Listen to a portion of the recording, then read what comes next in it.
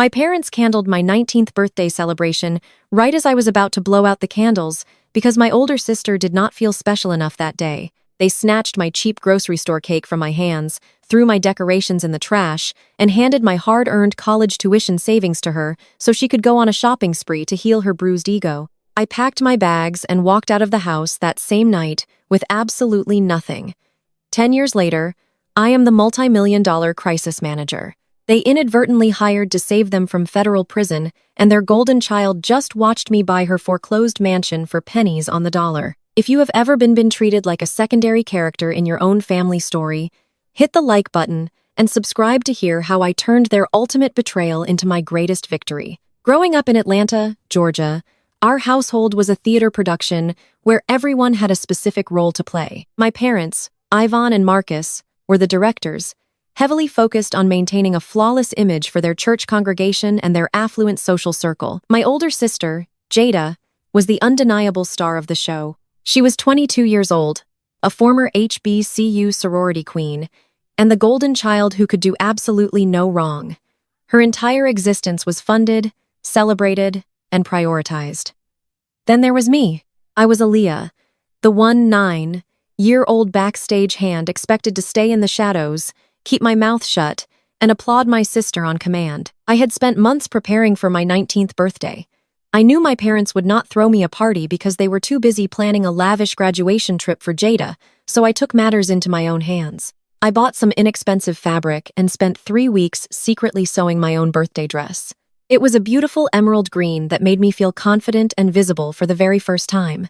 On the evening of my birthday, I walked to the local grocery store and bought a simple vanilla sheet cake with my own money. I arranged a few balloons in our massive kitchen, set the cake on the island, and lit the 19 small candles. For one brief moment, standing in that quiet kitchen, I felt a flicker of hope. I thought that maybe tonight we could just be a normal family sharing a single slice of cake. That hope shattered the moment the front door flew open. Jada burst into the house, wailing at the top of her lungs. Her designer heels clacked aggressively against the hardwood floor as she threw her expensive handbag across the foyer. She was sobbing uncontrollably, her mascara running down her cheeks in dramatic dark streaks. My mother, Yvonne, came rushing down the stairs, completely ignoring the fact that it was my birthday. She wrapped her arms around Jada, treating her like a wounded toddler. Through her exaggerated sobs, Jada managed to explain the great tragedy that had befallen her. She had been rejected after a final interview for a brand ambassador position at a luxury fashion boutique downtown.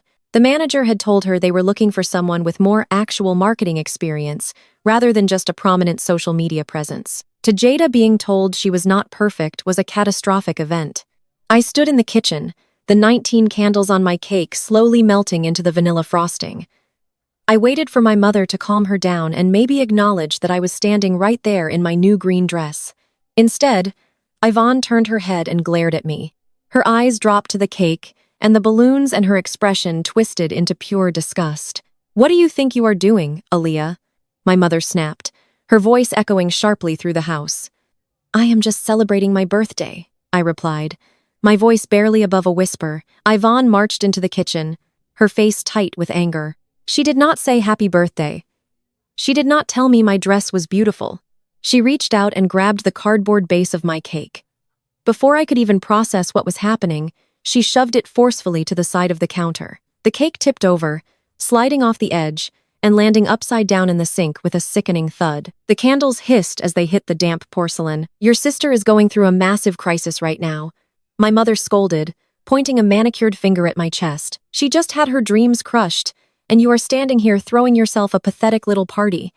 She does not feel special today, Aaliyah. She feels terrible, and you are just rubbing your happiness in her face. Take down these cheap decorations right now, and stop being so incredibly selfish." I stood completely frozen, staring at the ruined cake in the sink. The vanilla frosting was smeared down the drain. It was not just a cake, it was the only thing I had given myself, and she had destroyed it without a second thought. I looked over at Jada, who was watching the scene from the living room sofa. She had stopped crying. She was just sitting there watching our mother tear me down to make her feel better. Just then, the front door opened again and my father, Marcus, walked in. He was wearing his tailored business suit, holding his leather briefcase. For a fleeting second, my heart lifted. I thought my father would see the ruined cake, see my tears, and finally step in to protect me. I thought he would tell my mother she had gone too far. Marcus took one look at the kitchen and then looked at Jada on the couch. He set his briefcase down and walked straight to his home office. He did not say a word to me. A minute later, he returned to the living room, holding a thick white envelope. My breath caught in my throat. I knew exactly what that envelope was. For the past year, I had been working overtime shifts at a local diner, saving every single dollar I earned to pay for my upcoming semester at the community college. Since I did not have my own bank account yet, I had given the cash to my father to hold in his office safe. It was my future in that envelope. It was my only ticket out of their house. Marcus walked over to Jada and placed the envelope directly into her hands. "You need some retail therapy, sweetie," my father said, patting her shoulder affectionately. "Go buy yourself those designer shoes you wanted. You have an image to maintain as a former sorority queen. Do not let one stupid boutique make you feel like you are not the best." My heart completely stopped. I walked slowly out of the kitchen, unable to comprehend what I was seeing. "Dad, that is my tuition money," I said, my voice shaking so badly I could barely form the words. "I worked all year for that. I need it for classes next week." Marcus did not even look embarrassed. He turned to me with a cold, calculating stare. "You are only going to a community college, Aaliyah. It is not a real university anyway. Jada needs this right now to maintain her network and her confidence. You can just pick up a few extra shifts at the diner. You will figure it out." Jada clutched the envelope to her chest, offering me a weak, fake smile. "Thanks, Dad," she said. "You always know how to make me feel better." I looked at the three of them: my mother, who had smashed my birthday cake; my father, who had just stolen my hard-earned tuition money; my sister, who happily accepted my future to buy a pair of shoes. In that exact moment, the invisible string tying me to my family snapped. I did not scream. I did not cry. I did not throw a tantrum or demand my money back. I realized with absolute clarity that I would never be a human being to them.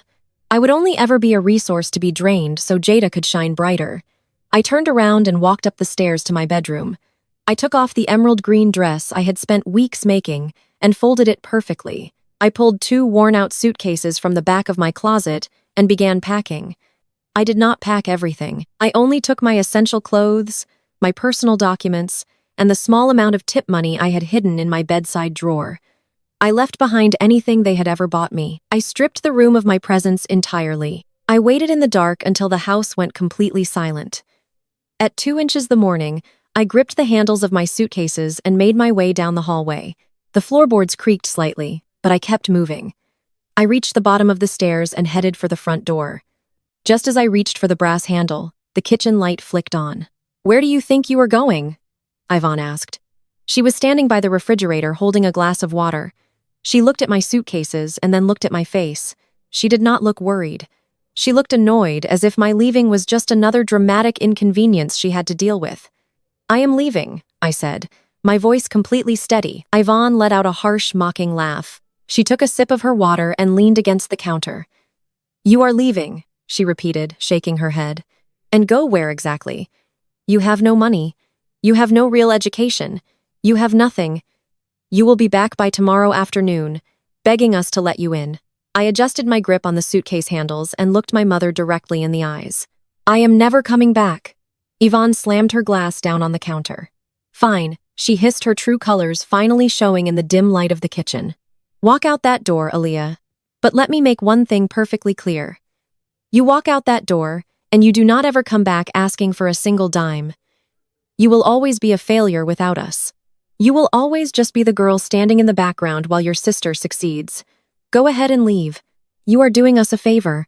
I did not offer her a parting insult. I did not try to explain the depth of the pain she had caused me. I simply reached into my pocket, pulled out my house key, and placed it quietly on the entry table. The metallic clink sounded incredibly loud in the silent house. I opened the front door and stepped out into the warm Atlanta night. The heavy wooden door clicked shut behind me, severing my past from my future. I walked down the long paved driveway, pulling my suitcases behind me, and I did not look back a single time. I had no idea how I was going to survive or where I was going to sleep that night. But as I walked down the dark street, I felt something I had never felt inside that beautiful, expensive house. I felt free. The first few months after I walked out of that house were a masterclass in sheer survival. I spent my night sleeping in the back seat of a beat-up Honda Civic parked under the glaring fluorescent lights of a 2-4-hour grocery store in suburban Atlanta. The summer heat was suffocating, and the fear of someone knocking on my window kept me awake until dawn. I had no safety net and no family to call if I failed. The 2 suitcases I had packed sat in the trunk holding everything I owned in the world, but the exhaustion threatened to break me. I thought about my mother smashing my birthday cake and my father handing my tuition money to my sister. That memory became a cold, hard fuel in my chest. I quickly realized that sadness was a luxury I could not afford, so I replaced it with relentless work. I took on 3 jobs to keep myself afloat and pay for my classes at the community college. My days started at 4 inches the morning, working as a barista, pulling espresso shots for wealthy businessmen who looked right through me. By noon, I was rushing to campus to attend lectures and work my shift at the student library. When midnight rolled around, I was pushing a mop and smelling of cheap industrial bleach as I cleaned corporate offices downtown. I survived on dollar menu items and the sheer stubborn refusal to prove my mother right. I was entirely alone, but I was building an armor that nobody would ever be able to pierce again. It was during my second year of college that my life shifted entirely. I was taking an advanced communications seminar, and the guest lecturer was a man named Dion. Dion was a sharply dressed public relations veteran who had spent decades managing the reputations of high-profile politicians and athletes across the country. He was unapologetically demanding and accepted no excuses from anyone. For our final project, we were tasked with drafting a crisis management strategy for a hypothetical corporate scandal involving a major retail chain. While my classmates focused on standard apologies and generic press releases, I took a different approach. I had spent 19 years watching my parents meticulously craft and protect their fake image for their church congregation and their wealthy friends. I knew exactly how to manipulate a narrative, how to distract an audience, and how to bury the ugly truth under a mountain of shiny distractions. I wrote a ruthless, airtight strategy that dismantled the opposition and completely reshaped the public conversation. When Dion read my project, he asked me to stay after class. He looked at me over the rim of his glasses and told me that my strategy was terrifyingly brilliant. He asked where I learned to think like a corporate shark. I looked him dead in the eye and told him I learned it at the family dinner table. Dion saw right through my exhausted exterior and recognized a hunger that matched his own. He offered me an internship at his boutique agency the very next day. That internship turned into a full-time job, and that job eventually turned into a partnership. Dion became the father figure I had always needed. He taught me the intricate mechanics of crisis management, how to leverage media contacts, how to draft non-disclosure agreements, and how to stare down billionaire executives without blinking. We realized very quickly that we made a lethal team. We broke away from his old firm and quietly launched our own agency, specializing in absolute discretion for elite clients facing catastrophic scandals. We were the people you called when your entire empire was about to burn down and you needed the flames extinguished before the press even smelled the smoke. We worked tirelessly, and the money started rolling in faster than I could have ever imagined. While I was quietly building an empire from the ground up, my biological family was busy constructing a spectacular house of cards. Through mutual acquaintances and the unavoidable grapevine of Atlanta society, I heard about the grand developments in my sister Jada's life. True to form, she had found a man who perfectly fit the aesthetic requirements of our parents. His name was Connor. Connor was a smooth-talking white finance broker with slicked-back hair, a leased luxury car, and a vocabulary entirely composed of buzzwords about cryptocurrency and real estate portfolios. To my parents, Connor was the ultimate prize. He represented proximity to elite wealth and social status. They paraded him around the First Baptist Church like a trophy, completely ignoring the obvious red flags that any seasoned business person would have spotted from a mile away. When Connor proposed to Jada, my parents completely lost their minds. They were determined to throw a wedding that would make them the envy of every family in their social circle and every member of my mother's old college sorority. The problem was they did not actually have the liquid wealth to fund the kind of royal coronation Jada was demanding. But instead of being realistic, Ivan and Marcus did what they always did. They sacrificed their future for the sake of appearances. They quietly drained their entire retirement savings accounts, liquidating decades of hard work just to fund a single day of showing off. I heard the details of the wedding from an old high school friend who had been invited. It was an absurd display of financial irresponsibility. They rented out a historic mansion in the most expensive part of the city. There were towering floral arrangements imported from overseas, a 10-tier cake adorned with edible gold, and a string quartet playing while guests sipped custom champagne cocktails. Jada wore a custom designer gown that cost more than my entire first year of college tuition. My parents smiled for the cameras, soaking in the compliments and the jealous whispers of their friends. They projected an image of limitless wealth and perfect family harmony, completely hiding the fact that they had bankrupted themselves to buy that illusion. And of course, not a single person at that wedding mentioned the younger daughter who had been erased from the family narrative. I watched the photos circulate on social media from an anonymous account. I saw the glittering ice sculptures and the staged smiles. A younger version of me might have cried looking at those pictures, mourning the family I never really had. But the woman I was becoming simply closed the laptop and went back to work. I used the sting of their rejection as fuel to secure a massive contract with a pharmaceutical company facing a product recall. Their fake perfection was no longer my burden to carry. Fast forward 10 years, and the gap between our lives had become an unbridgeable canyon. I was now 29 years old and incredibly wealthy. Our crisis management firm was operating out of the top floor of a sleek glass high-rise in the city center. My days were spent in secure boardrooms, advising Fortune 500 CEOs, negotiating multi-million-dollar settlements, and controlling the narratives of the most powerful people in the country. Dion and I had built an absolute fortress of a company. Despite my immense financial success, I remained fiercely private. My wealth was entirely stealth. I did not drive flashy sports cars or wear clothing with loud designer logos. I wore custom-tailored suits in muted tones. I bought a sprawling penthouse apartment in cash, but I never posted photos of it online. My bank accounts held 8 figures, and my investment portfolios were highly diversified, ensuring I would never have to worry about money for the rest of my life. But my name was completely absent from the public eye. Our firm operated behind ironclad non-disclosure agreements. We were the ghosts in the corporate machine, pulling the strings from the shadows while our clients took the spotlight. This level of privacy served a dual purpose. It protected my high-profile clients, but it also completely shielded my life from my arranged family. As far as my parents and Jada knew, I was still the miserable one, 9-year-old failure, who had walked out into the night with nothing. They had spent the last decade telling their church friends and country club associates that I had made terrible choices and isolated myself out of jealousy for Jada's perfect life. They had completely written me off, assuming I was probably working a minimum wage job and struggling to pay rent somewhere on the bad side of town. They had no idea that the daughter they threw away was now moving in circles of power and wealth that they could only dream of. I had spent 10 years healing, growing, and building a life of profound peace and stability. I had my chosen family in Dion, and a small circle of fiercely loyal friends who knew my real worth. I had completely moved on from the trauma of my 19th birthday. The wounds had scarred over, and I no longer needed closure from the people who broke me. My life was quiet, organized, and entirely under my own control.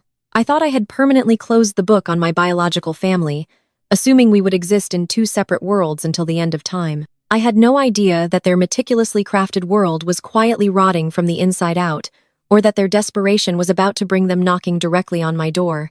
It was a Tuesday morning, when the ghost from my past finally decided to haunt me.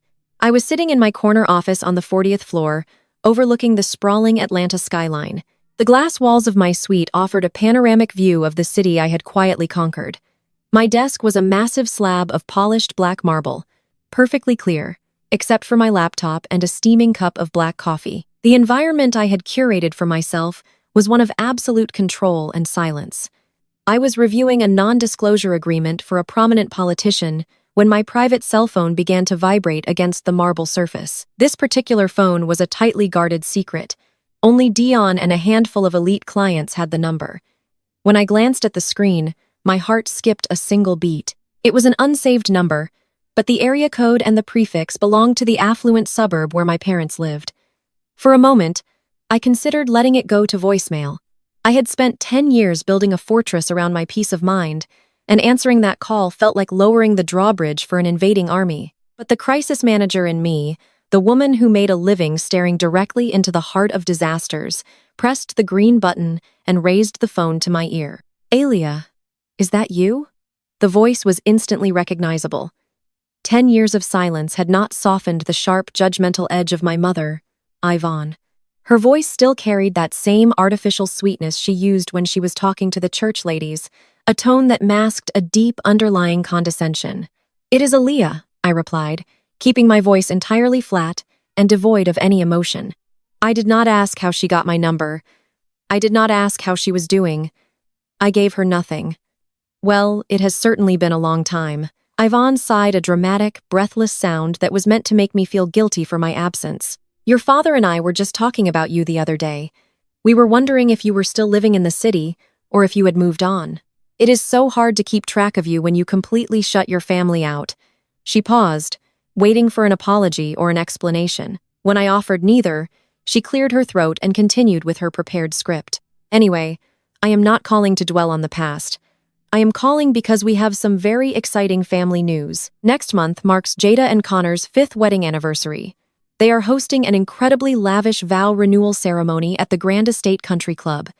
It is going to be a spectacular event, Aaliyah. All of our friends from the church will be there, and Connor's most important business associates are flying in. Jada has hired the best event planner in the state.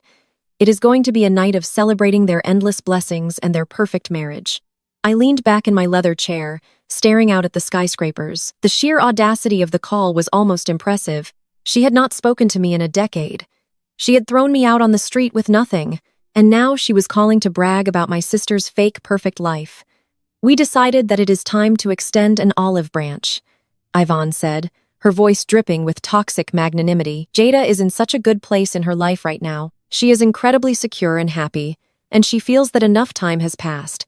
We want you to come to the vow renewal, Aaliyah. We want you to see how well your sister has done. It might be good for you to be around successful people." I remained perfectly silent, letting her words hang in the empty air between us. My silence seemed to agitate her because she quickly rushed into the ultimate insult, the true reason she had felt bold enough to make this call. "Plus, Connor has been doing exceptionally well with his investment firm," Yvonne added, lowering her voice as if she were sharing a highly classified secret. "He is managing portfolios for some of the wealthiest people in Atlanta. He mentioned the other day that his front office is looking for a new receptionist. It would involve answering phones and greeting clients. Nothing too complicated. I told him about your situation, and he said he would be willing to overlook your lack of a college degree and give you a chance. It would be a real step up for you, Aaliyah. You could finally get a steady paycheck and get back on your feet. You could stop struggling. A receptionist job." My mother was calling the founder of a multi-million-dollar public relations firm to offer her a minimum wage receptionist job, answering phones for her golden child's husband. The irony was so thick it was almost suffocating. I looked around my immaculate executive suite at the custom artwork on the walls and the million-dollar contracts sitting in my secure digital files. I did not laugh, but a cold, heavy smile spread across my face. "I appreciate the thought, Yvonne," I said, my voice smooth and detached. "I will have to check my schedule." "Well, do not take too long to decide." She snapped, her fake sweetness cracking for just a second. "Connor is doing us a huge favor by even considering you. We are trying to help you, Aaliyah. Do not throw this opportunity away just because you are still bitter about the past. Just text me your RSVP by the end of the week." The line went dead. I slowly lowered the phone and placed it back on the marble desk.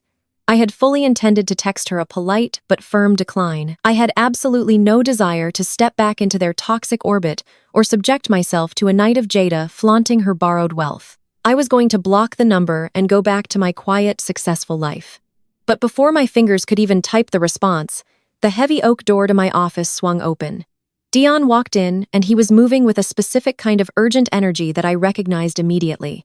Whenever Dion walked like that, it meant someone very powerful was about to fall very hard. He was wearing his signature charcoal suit, his face, a mask of intense concentration. He did not say good morning. He did not ask how I was doing. He walked straight across the room and dropped a massive, thick, red confidential dossier right in the center of my desk. The red folders were strictly reserved for federal-level crises. They meant we were dealing with the Department of Justice, the Securities and Exchange Commission, or the FBI. "Cancel whatever you are doing for the next month," Dion said, pulling up a chair and sitting across from me. "We just landed a monster contract directly from a federal receiver. The SEC and the FBI have been quietly building a massive fraud case for the last 2 years. and they are about to drop the hammer. It is a catastrophic multi-million-dollar Ponzi scheme. They are going to freeze assets, seize properties, and arrest the mastermind in a highly coordinated raid. I sat forward. My interest instantly peaked. My mother's phone call faded into the background as my professional instincts took over. "What is our role?" I asked, tapping the cover of the red folder. "The FBI knows that the fallout is going to be a media nightmare," Dion explained, leaning in. The guy running the scheme targeted vulnerable demographics. He went after elderly church congregations, retired school teachers, and local community leaders. He promised them guaranteed high returns on real estate developments that did not actually exist. He took their life savings and used it to fund an incredibly lavish personal lifestyle. Luxury cars, massive mansions, and high society parties. When the news breaks that these innocent people have lost everything, there is going to be absolute public outrage. The federal receiver hired our firm to manage the narrative. We need to control the press comm, the public panic, and set up a strategic communication channel for the defrauded investors before the media turns it into a complete circus. I nodded slowly, processing the magnitude of the job. It was exactly the kind of high-stake, high-pressure environment our firm thrived in. We were the best in the business at managing financial disasters. "Who is the target?" I asked, reaching out to open the dossier. "Who is the mastermind behind the scheme?" Dion pointed to the first page of the file. "Some flashy finance guy operating out of Buckhead." Dion said, his tone filled with professional disgust. "His name is Connor Hayes. He runs a boutique wealth management fund that is nothing but a shell company built on smoke and mirrors." My hand froze perfectly still right above the open folder. I stopped breathing for what felt like an eternity. The air in my office suddenly felt freezing cold. I looked down at the crisp white paper, staring at the bold black letters printed at the top of the executive summary. Connor Hayes. The target was Connor Hayes, my golden sister Jada's perfect husband, the wealthy, successful finance broker who was supposedly going to save me from my pathetic life by offering me a receptionist job. I slowly read through the first few paragraphs of the federal indictment summary. The details were absolutely damning. Connor had not invested a single dime of his client's money in the past 4 years. Instead, he had been operating a classic textbook Ponzi scheme, using the funds from new investors to pay fake dividends to older investors, while skimming millions off the top to fund his own extravagant lifestyle. The federal agents had tracked the stolen money directly to his personal accounts. They had documented his purchases. The luxury cars, the designer wardrobes, and the massive custom-built mansion he shared with Jada. Every single aspect of my sister's perfect life was built on stolen money. Her entire existence was a crime scene waiting to be uncovered. The grand vow renewal ceremony. My mother had just bragged about the lavish country club event, meant to showcase their endless blessings, was being funded by the drained retirement accounts of elderly church members. Dion was watching me closely.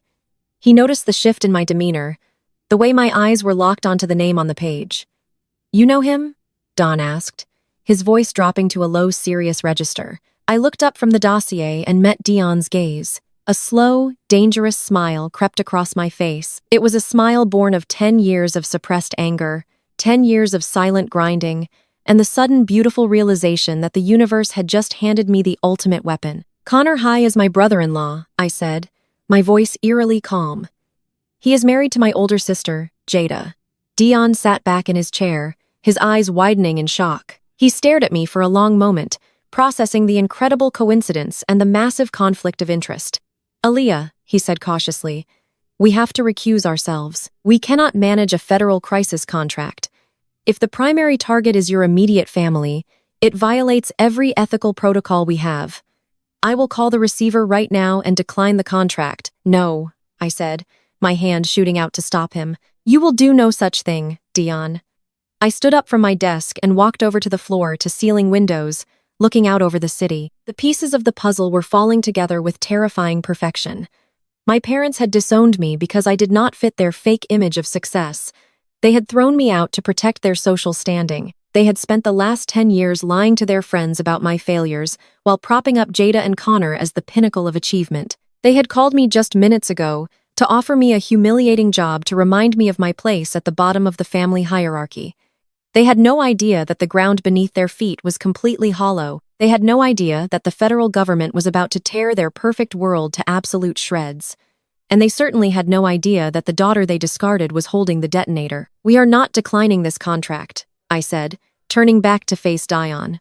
Legally, I am entirely estranged from them. I have not spoken to them in a decade, and my name is nowhere on their financial documents or personal records. There is no legal conflict of interest because to them, I do not even exist. We are going to take this job, Dion. We are going to manage the fallout. We are going to work directly with the federal agents to ensure this narrative is controlled exactly the way we want it to be controlled. Dion looked at me, his professional hesitation, battling with his deep loyalty to me. He knew the story of my 19th birthday. He knew exactly what my family had done to me. He saw the fire in my eyes, and he knew there was no stopping me. He slowly nodded a sharp, predatory grin matching my own. "All right, boss," he said, tapping the red folder. "We take the contract. How do you want to play this?" I walked back to my desk and picked up my private cell phone. The unread message from my mother sat on the screen demanding my RSVP for the vow renewal ceremony. They wanted me there to witness their fake glory. They wanted me there to feel small. They wanted me there to beg for a job from a man who was about to lose his freedom. I opened the text thread and began to type. My fingers moved steadily across the glass screen. I did not express excitement, and I did not thank her for the invitation. I simply gave them exactly what they asked for. "I will be there," I typed. I hit send and watched the message fly through cyberspace, directly into the heart of their fragile, doomed empire. The trap was perfectly set. My family thought they were inviting the ugly college dropout to gravel at their feet. They had absolutely no idea they had just invited the architect of their destruction. I set the phone down and looked at Dion. "Prepare the team," I said, my voice cold and absolute. "We have a vow renewal to attend, and we are going to give them a night they will never forget." The days leading up to the Sunday dinner at my sister's house were a masterclass in calculated restraint and absolute psychological warfare. Dion and our elite crisis management team were working around the clock, locked in our secure conference rooms, coordinating quietly with federal agents, mapping out the exact timeline of the impending raids, and preparing the press releases that would soon dominate national news networks. I kept my focus entirely on the strategy, compartmentalizing the heavy emotional weight of seeing my biological family again for the first time in a decade. I was not walking into their house as a long-lost daughter seeking forgiveness or a sister looking for reconciliation. I was walking in as a federal crisis contractor observing a highly valuable criminal target. When Sunday afternoon finally arrived, I stood in my massive walk-in closet, selecting my armor for the evening. I deliberately bypassed the racks of vivid designer gowns and sharp executive suits that defined my daily life. I chose a muted beige cashmere sweater and simple tailored trousers from an ultra-exclusive Italian designer whose brand refused to rely on flashy, recognizable logos. To the untrained eye, it looked like a generic clearance rack outfit from a mid-tier department store, but the raw silk and cashmere blend alone cost more than my parents' first car. I grabbed a simple unbranded leather tote, deliberately leaving my rare custom handbags locked away in my wall safe. I wanted my family to look at me and see the exact struggling failure they had spent 10 years imagining. To complete the perfect illusion, I left my personal security driver and my custom vehicle at the penthouse and rented a 5-year-old standard sedan. I wanted to hand them every possible opportunity to underestimate me. The drive to the affluent, sprawling suburbs of Buckhead took less than an hour, but crossing into that neighborhood felt like traveling backward through time. I pulled into the massive circular driveway of Jada and Connor's McMansion. The house was a towering, gaudy structure of artificial stone and excessive Roman columns that practically screamed desperate new money. 2 leased luxury sports utility vehicles were parked aggressively near the front entrance, positioned perfectly at an angle so that anyone driving past the property would immediately know exactly how much credit card debt the owners were carrying to maintain their lifestyle. I parked my rented gray sedan near the very edge of the driveway, stepped out into the humid, thick Atlanta air, and walked slowly up the extravagant brick steps. I did not even have to ring the doorbell to announce my arrival. The heavy mahogany front door swung open, and there stood my mother, Yvonne. She was wearing a bright floral silk dress and heavy gold jewelry, looking like she was ready for a high society magazine photo shoot rather than a casual Sunday family dinner. She looked me up and down, her eyes immediately scanning my unbranded beige sweater and my simple flat shoes. I could see the immediate flash of toxic validation shining in her eyes. She saw exactly what she wanted to see. A poor, struggling woman who had come crawling back for handouts. Alia Ivan sighed, leaning forward to give me a stiff, artificial air kiss that barely grazed my cheek. "You actually came and look at you. Well, I suppose you are doing the best you can with what you have. Come in. Come in. But please do not track dirt onto the marble foyer." I stepped inside, keeping my expression perfectly neutral and my face devoid of any emotion. The interior of the house was a chaotic nightmare of crushed velvet gold accents and massive, oversized portraits of Jada and Connor staring down from the walls. It was a house built entirely for the purpose of showing off to church members and country club associates. Jada floated down the grand curved staircase, wearing a tight designer cocktail dress and holding a crystal glass of sparkling water. She stopped a few steps from the bottom, looking down at me with a perfectly rehearsed smile of deep pity. Little sister Jada, walking down the final steps, her heels clicking loudly. "Wow, it has been 10 long years. You look so incredibly plain. I mean, you look comfortable. Is that outfit from a local thrift store? Or did you finally find a good clearance sale at the discount mall?" I looked at my older sister, noting the tight, stressed tension around her eyes that her expensive contour makeup could not completely hide. "It is just something simple I threw on," I said, my voice mild and quiet. Jada laughed a sharp, brittle sound that echoed in the cavernous hallway. "Well, just be very, very careful when you sit down in the living room. Connor just had those couches imported directly from Milan, and the white suede is incredibly delicate. We would not want your jeans to leave a dirty stain on the furniture." My father, Marcus, walked out of the kitchen, his chest puffed out with arrogant pride as he surveyed the massive house his white son-in-law had supposedly bought for his golden daughter. He gave me a brief, tight nod, acknowledging my physical presence without actually welcoming me into the home. We moved slowly into the formal dining room, where a hired private chef was putting the finishing touches on an elaborate, heavy spread of food. The sheer financial waste covering the table was staggering, especially considering I knew exactly whose stolen retirement funds were currently paying for the imported salmon and the expensive truffle risotto. Halfway through the incredibly tense first course, the heavy front door opened, and Connor finally made his grand entrance into the house. He walked into the dining room wearing a sharply tailored navy suit, a thick gold watch flashing brightly on his wrist, and a wide, charismatic politician's smile plastered across his face. He commanded the room immediately, kissing Jada on the cheek, shaking Marcus firmly by the hand, and finally turning his arrogant gaze directly to me.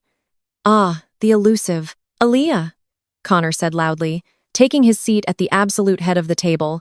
"Your mother told me you are finally ready to rejoin civilized society. It is good to see you, kid. I hear things have been a bit rough for you out there in the real world lately."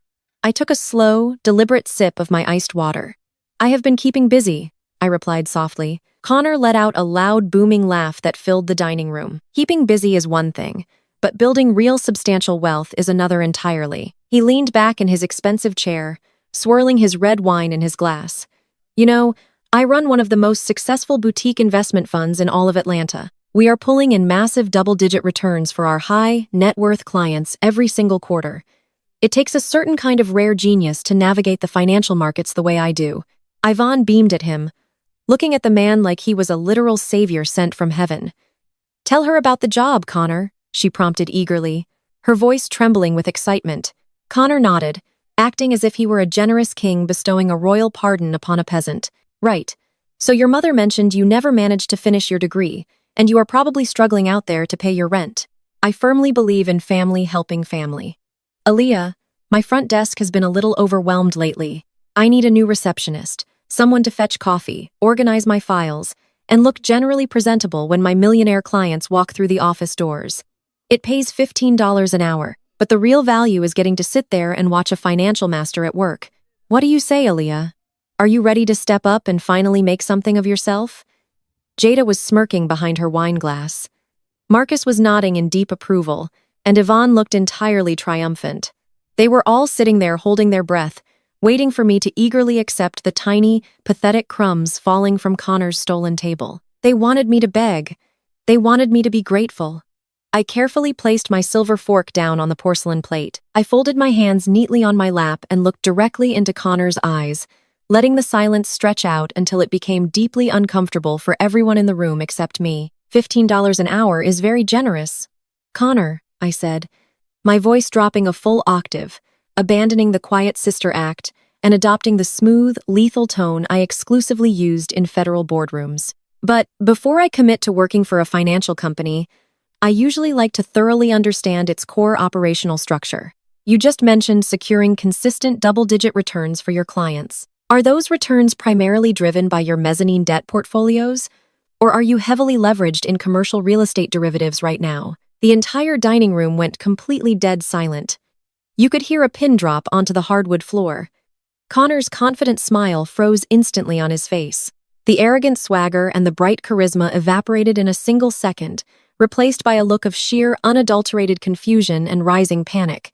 "Excuse me," he stammered, his voice cracking slightly.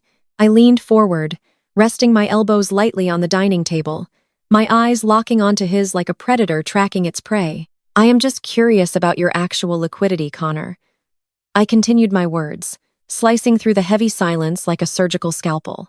Generating consistent double-digit returns in this highly volatile current economic climate is statistically improbable unless you are operating a highly aggressive arbitrage strategy. Furthermore, if you are promising those massive guaranteed returns to elderly retail investors like the vulnerable church congregation my parents graciously brought to you, how exactly are you filing those specific guarantees? With the Securities and Exchange Commission? Surely, you must have established some truly fascinating compliance loopholes to avoid triggering an immediate federal audit. Connor's face drained of all color, turning a sickly shade of gray. A visible heavy bead of sweat formed at his right temple and slowly rolled down his cheek. He looked exactly like a deer caught blindly in the headlights of an oncoming freight train.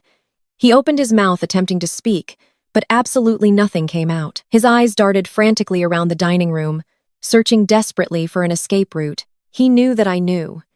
He did not know how on earth I knew, but the highly specific legal terminology I was throwing at him terrified him to his very core. I was speaking the exact precise language of the federal investigators who were currently drafting his arrest warrant in an office downtown. Jada, seeing her golden husband suddenly malfunctioning and sweating profusely, quickly jumped in to save him, her voice shrill and trembling with intense annoyance. "Alia, what on earth is wrong with you?" she snapped, slamming her crystal wine glass down onto the table. "Connor generously offers you a total lifeline, and you start babbling random words about real estate and federal audits, just trying to sound smart. You do not know anything about high finance. You dropped out of community college, remember? Stop trying to embarrass yourself in front of my husband." Yvonne quickly agreed, nodding her head vigorously to support her eldest daughter. "Exactly. Jada is right. This is exactly why you always struggle in life, Aaliyah. You have a terrible, ungrateful attitude, and you simply do not know your place." Connor apologized to him right now for being so disrespectful. Connor abruptly pushed his heavy chair back from the table, the wooden legs scraping loudly and violently against the floor. No, it is totally fine," he stammered, his voice shaking uncontrollably as he wiped the sweat from his forehead with the back of his hand.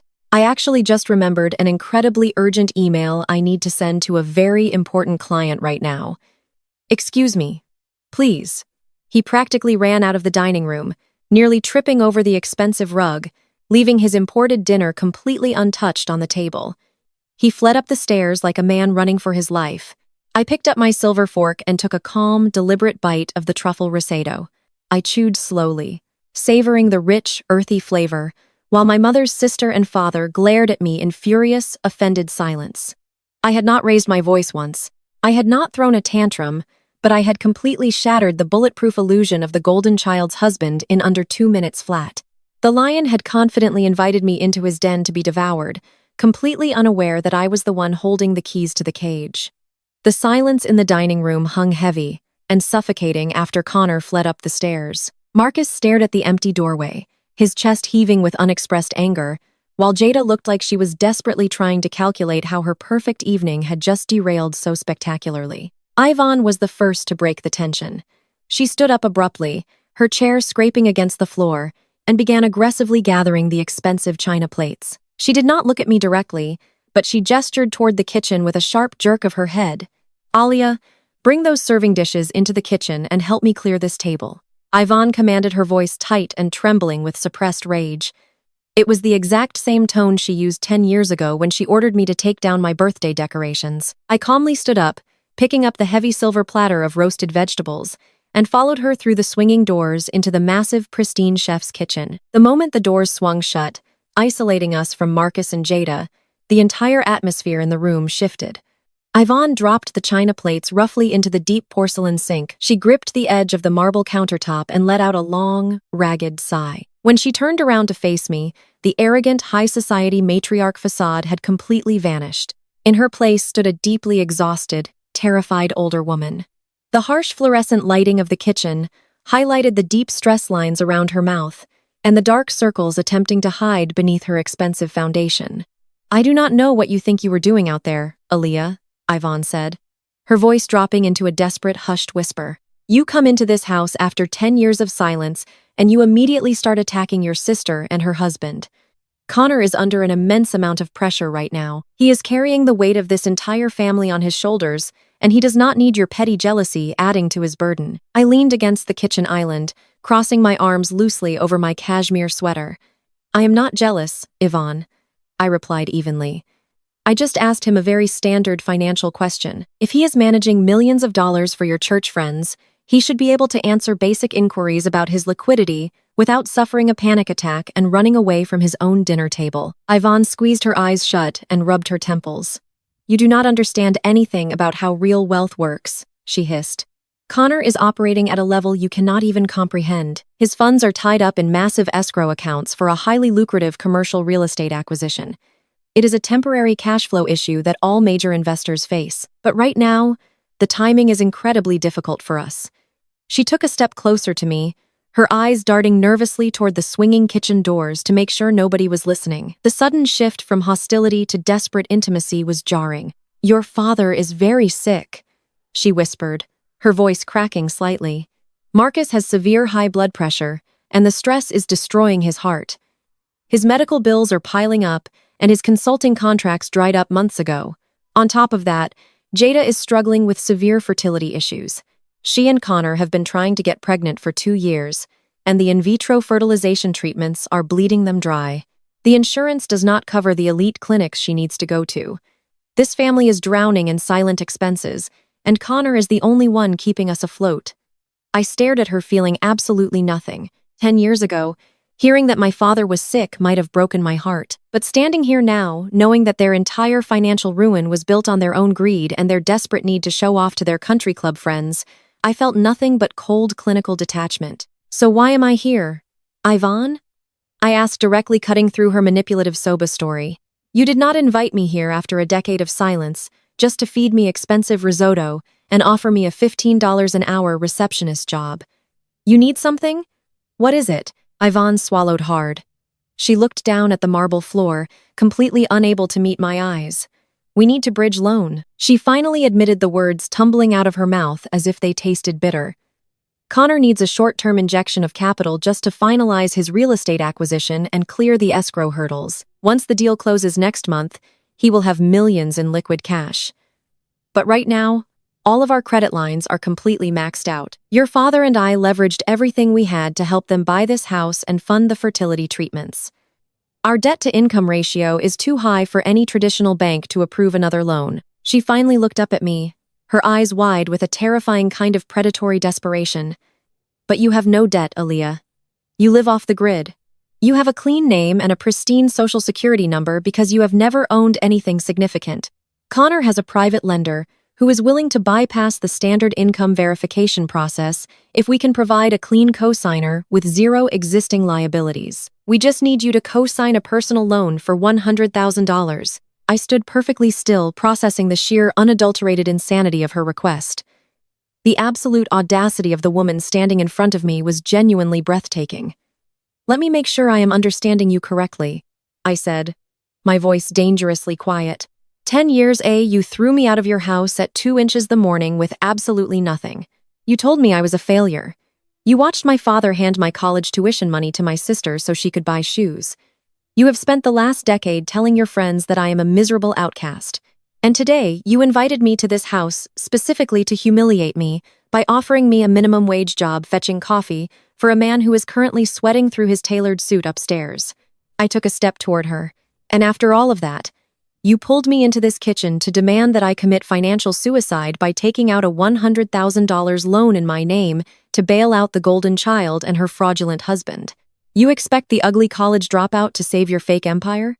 Yvonne flinched, taking a step backward until her back hit the stainless steel refrigerator.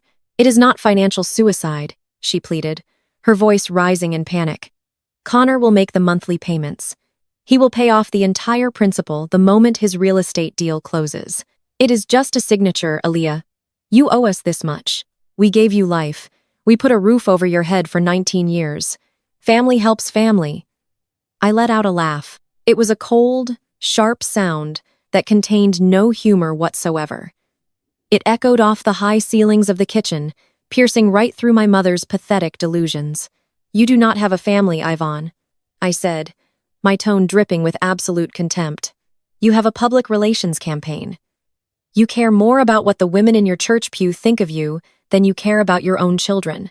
You bankrupted your retirement to throw Jada a six-figure wedding just so you could take pretty pictures for social media. And now you are willing to destroy your youngest daughter's financial future just to keep up the illusion that your son-in-law is a billionaire. You are a deeply sick woman. How dare you? Yvonne gasped, her face turning a violent shade of red. She raised her hand as if she wanted to slap me, but she caught the dead-lethal look in my eyes and her hand slowly lowered back to her side. You are a selfish, bitter little girl. You have always been jealous of Jada. You have always wanted what she has. Right on cue, the swinging kitchen doors burst open. Jada stormed into the kitchen, her heels stomping furiously against the floor tiles. She had clearly been listening on the other side of the doors and could no longer contain her rage. Her face was contorted into an ugly mask of pure entitlement and fury. How dare you speak to our mother like that? Jada screamed, pointing a trembling, manicured finger directly at my face. You come into my beautiful home eating the expensive food my successful husband paid for, and you have the nerve to act like you are better than us. You are nothing, Aaliyah. You are a pathetic nobody who works dead-end jobs because you were too stupid to finish your degree. She marched right up to me, invading my personal space, trying to use her physical height to intimidate me exactly the way she did when we were teenagers. Connor is a financial genius. Jada hissed her breath, smelling of heavy red wine and blind panic. He is building generational wealth while you are probably struggling to pay your heating bill. Mom and Dad asked you for one simple favor. One signature to help the family build our legacy. And you are too greedy and selfish to help us. You are just deeply obsessed with ruining my happiness because you know no successful man will ever want to marry a miserable failure like you. I did not raise my voice. I did not break eye contact. I just stared at my older sister, watching her fragile reality crack and splinter right in front of my eyes. She was defending a man who was actively stealing from elderly pensioners. She was defending a house that was about to be seized by the federal government. She was defending a life that was entirely built on quicksand. I reached down and picked up my unbranded leather tote bag from the kitchen counter. I slung it over my shoulder, adjusting my cashmere sweater. I am not signing anything, Jada. I said, my voice completely devoid of any sympathy. I am not giving you a single dime, and I am certainly not bailing your husband out of whatever catastrophic mess he has created for himself. You wanted a life of luxury and status. You wanted to be the golden child. Well, congratulations, Jada. You got exactly what you wanted. I walked past her, moving toward the swinging doors. Jada grabbed my arm, her perfectly manicured acrylic nails digging sharply into my cashmere sleeve. You walk out that door and you are dead to us, Jada screamed, her voice echoing hysterically into the dining room where Marcus was undoubtedly listening. You will never be welcome in my house ever again. I stopped walking. I slowly turned my head and looked down at her hand, gripping my arm. I looked back up into her panicked, furious eyes. I did not shake her off. I just stared at her until the sheer weight of my gaze forced her to slowly release her grip and take a step back. I looked around the massive, ostentatious kitchen, taking in the imported marble countertops, the dual industrial ovens, and the giant crystal chandeliers. I looked back at Jada and Yvonne, who were standing together, united in their absolute toxic delusion. Enjoy the house while you still have the keys. Jada, I whispered, my voice dropping to a soft, chilling warning. Because the people Connor owes money to are not going to be nearly as polite as I am.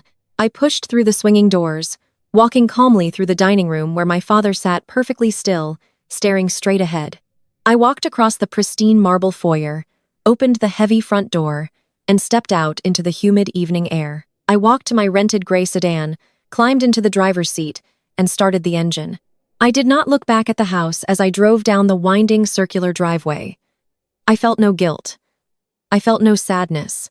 I only felt the cold, precise satisfaction of a crisis manager watching the first domino fall exactly according to plan. The federal agents were already drafting the warrants, and my biological family was completely oblivious to the massive hurricane rapidly approaching their shores.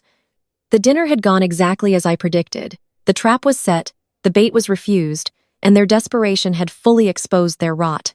Now all I had to do was sit back behind the secure glass walls of my high-rise office and wait for the FBI to tear their beautiful fake world to absolute pieces. The Monday morning following that catastrophic Sunday dinner arrived with the kind of crisp, cold clarity that only comes right before a massive storm breaks. I was back in my corner office before the sun had even fully risen over the Atlanta skyline. The air conditioning in the glass suite hummed a low, steady rhythm, matching the focused energy pulsing through my veins. Dion was already pacing in front of my desk, holding a fresh stack of federal documents and a tablet displaying the real-time wire transfers that the Securities and Exchange Commission was currently freezing. We were operating in absolute stealth mode. The FBI had officially locked in their timeline. The coordinated raids on Connor Hayes' boutique investment firm and his personal assets were scheduled to execute exactly at 6:00 inches the evening on Friday. The exact same day, my mother and sister had booked a sprawling historic country club to host a lavish 6F-figure vow renewal ceremony, paid for entirely with stolen money. The poetic justice was so sharp it almost felt scripted. But in my line of work, the universe often delivered the most brutal punchlines without any help from me. Dion slid a digital tablet across the polished marble surface of my desk. "The asset freeze just hit the secondary banking channels," he said, his voice completely devoid of any sympathy. "Connor is officially locked out of his offshore routing accounts. Whatever cash he thought he could scramble together to close that commercial real estate deal is gone. His credit cards will start declining by tomorrow afternoon. The federal receiver wants our initial press release drafted and ready to deploy to the major financial networks the minute the agents breached the doors of his office on Friday." I scrolled through the financial reports, watching the digital lifeblood of my sister's fake empire drain away to zero. Connor had spent the last 48 hours desperately trying to secure bridge loans, calling every shadow lender in the city, trying to cover the massive gaping holes in his Ponzi scheme. He had failed. My refusal to co-sign that ridiculous $100,000 loan in their kitchen had been the final nail in his coffin. He had no clean credit left to leverage. He was completely trapped. But while the federal agents were tightening the net around Connor, I was preparing to detonate a completely different kind of explosive under my mother and sister. For 10 years, I had maintained an ironclad rule of absolute privacy.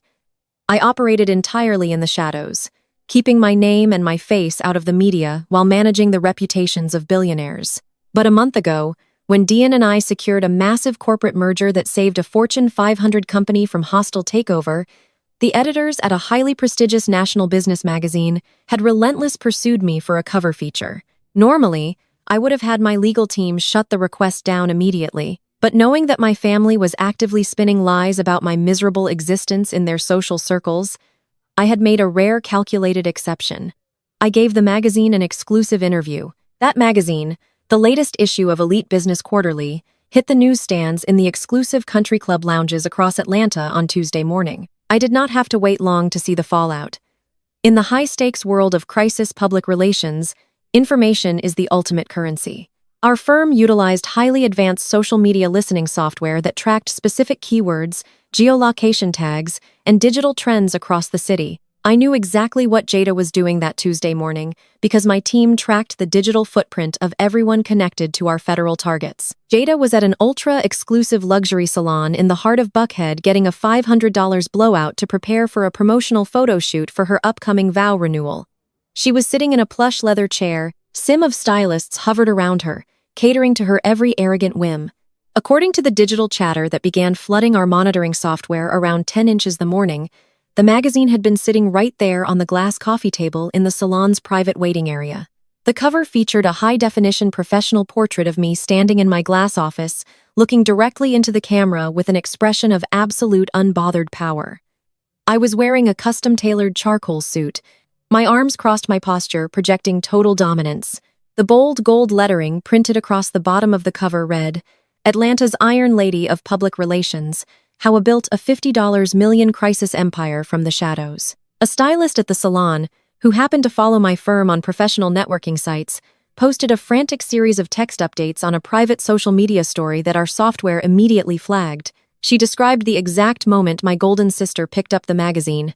Jada had casually flipped the glossy publication over while waiting for her hair treatments to set. According to the eyewitness account, she stared at the cover for a full 10 seconds, completely paralyzed. The blood rapidly drained from her face, leaving her looking pale and sickly underneath her expensive makeup. She blinked rapidly, bringing the magazine closer to her face, as if her eyes were deceiving her. She read the headline once, twice, 3 times, $50 million crisis empire. And then the denial, the sheer toxic entitlement that had defined her entire existence, violently shattered in front of a room full of wealthy Atlanta socialites. Jada let out a sound that the stylist described as a strangled, breathless shriek. She dropped her mimosa glass onto the pristine hardwood floor, sending shattered crystal and orange juice flying across the salon.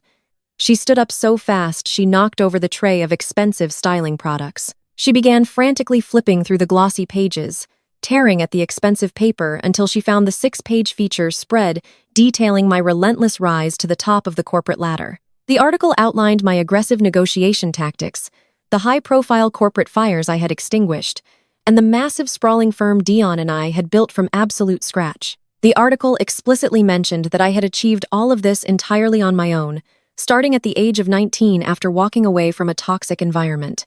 "She is lying!" Jada screamed, her voice echoing hysterically off the mirrored walls of the salon. "This is a lie. She is a college dropout.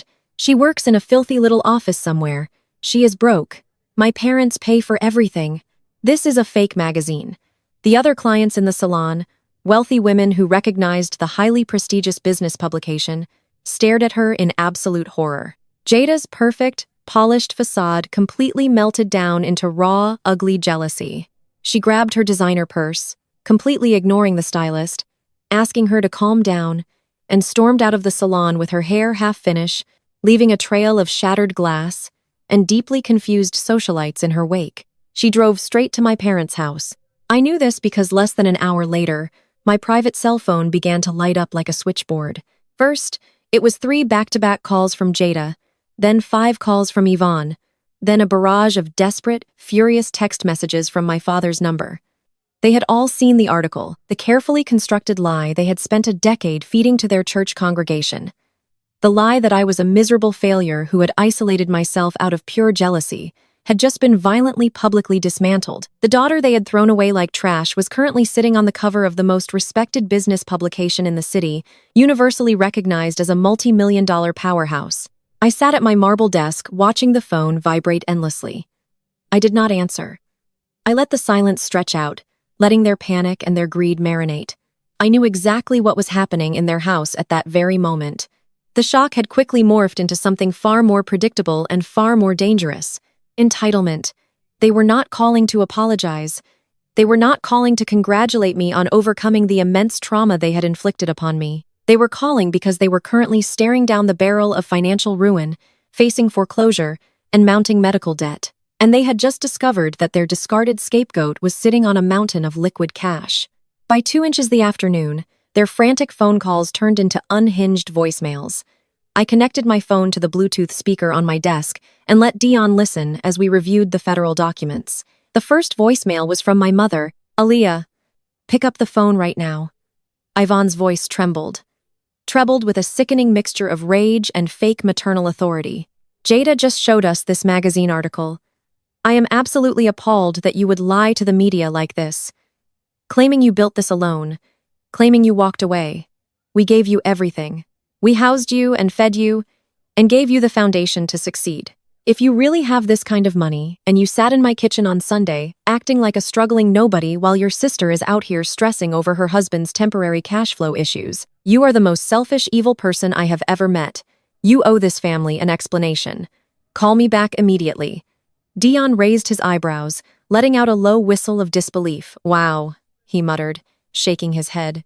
The sheer lack of self-awareness is actually clinical. They truly believe your money belongs to them.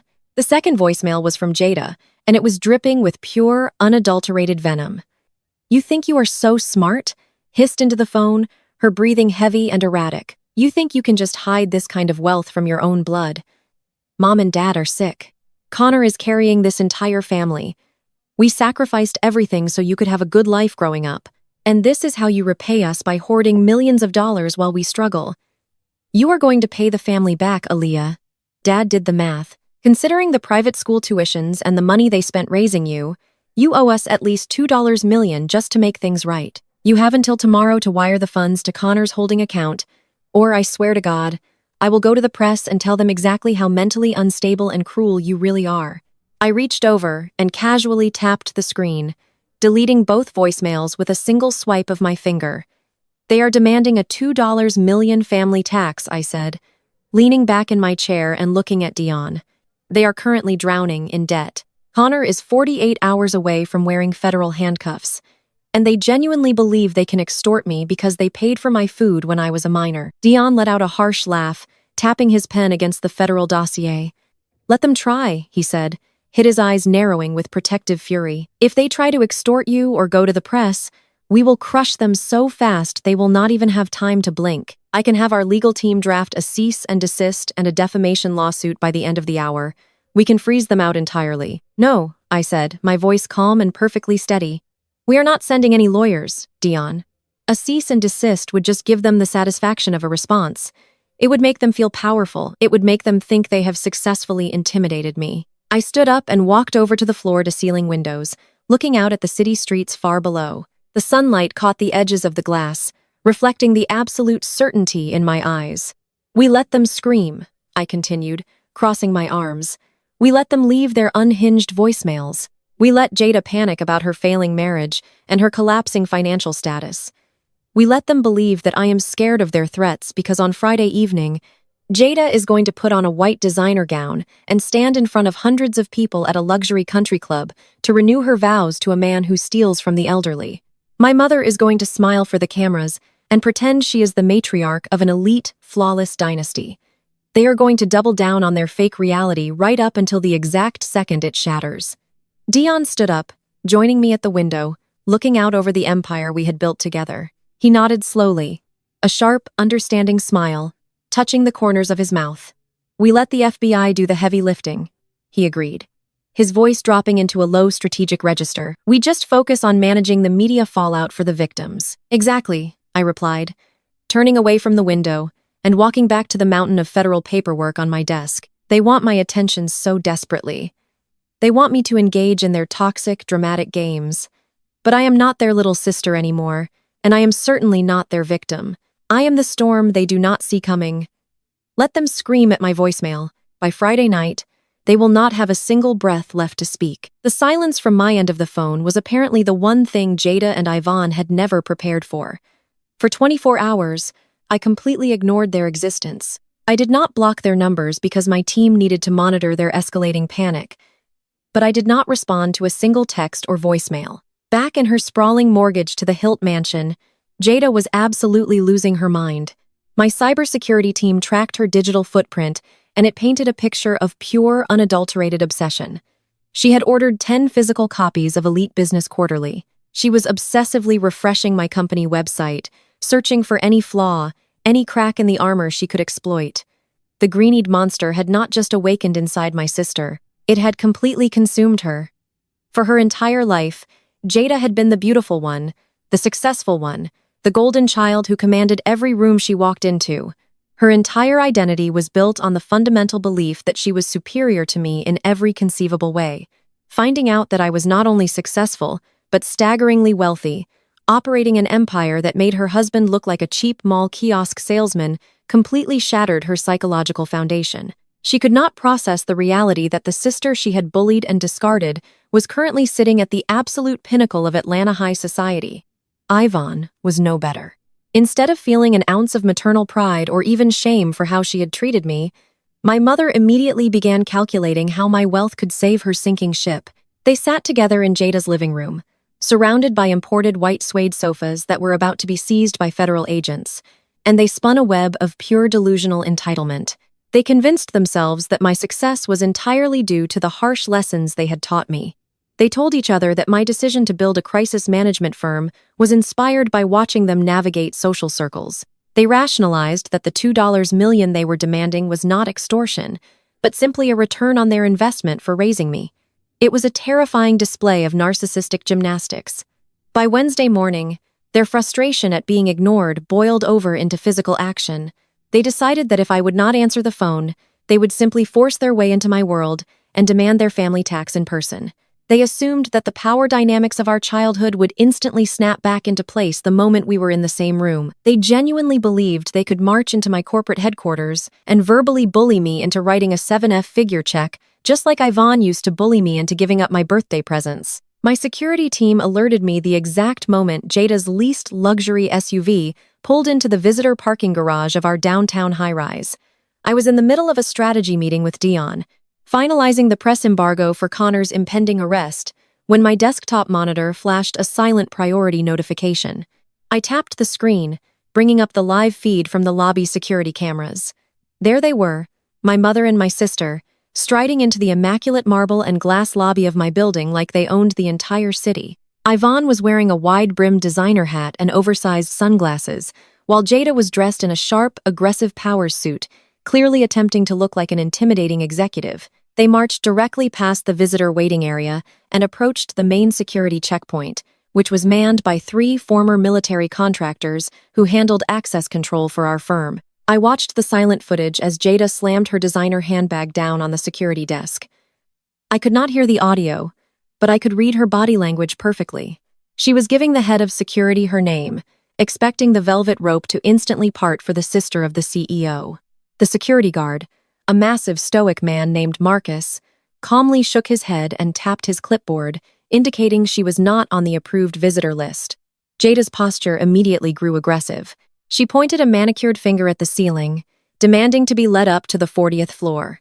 Ivan stepped in beside her, adopting her signature haughty country club glare, attempting to intimidate a man who had done 3 tours overseas. It was almost comical watching them try to use suburban socialite tactics on a hardened corporate security protocol. Dion stood behind me, watching the monitor over my shoulder. "Do you want me to go down there and handle them?" he asked, his voice low and tight. "I can have them escorted off the property for trespassing." I shook my head, leaning back in my chair and crossing my arms. "No," I said softly. "Let security handle it exactly according to standard protocol. They need to learn that the real world does not operate on their delusions." On the screen, the situation was rapidly deteriorating. Jada was now waving her arms frantically, her face contorted in rage. She grabbed her phone, holding it up as if to prove she was my sister, pulling up the magazine article to show the guard. The guard simply picked up his desk phone and signaled to his 2 partners.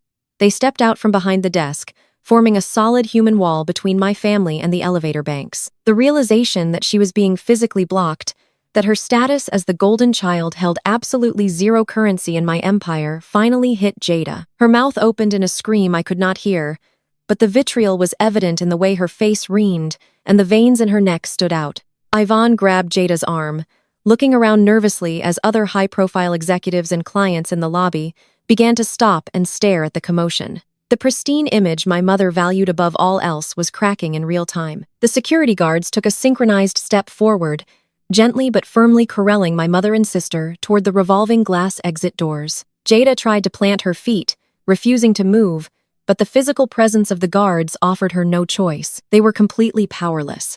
They were being thrown out of my building the exact same way they had thrown me out of their house 10 years ago. Only this time, it was not a scared teenager being pushed into the night. It was 2 grown women being publicly humiliated because they refused to respect a boundary. I watched as the glass doors spun them out onto the hot Atlanta sidewalk. Jada stood on the concrete, screaming up at the towering glass high-rise, while Ivan quickly pulled her toward the parking garage, desperate to escape the stares of the pedestrians. "They are gone," Dawn said quietly, closing the security feed on my monitor. "But they are not going to take that quietly. Narcissists never handle public rejection well."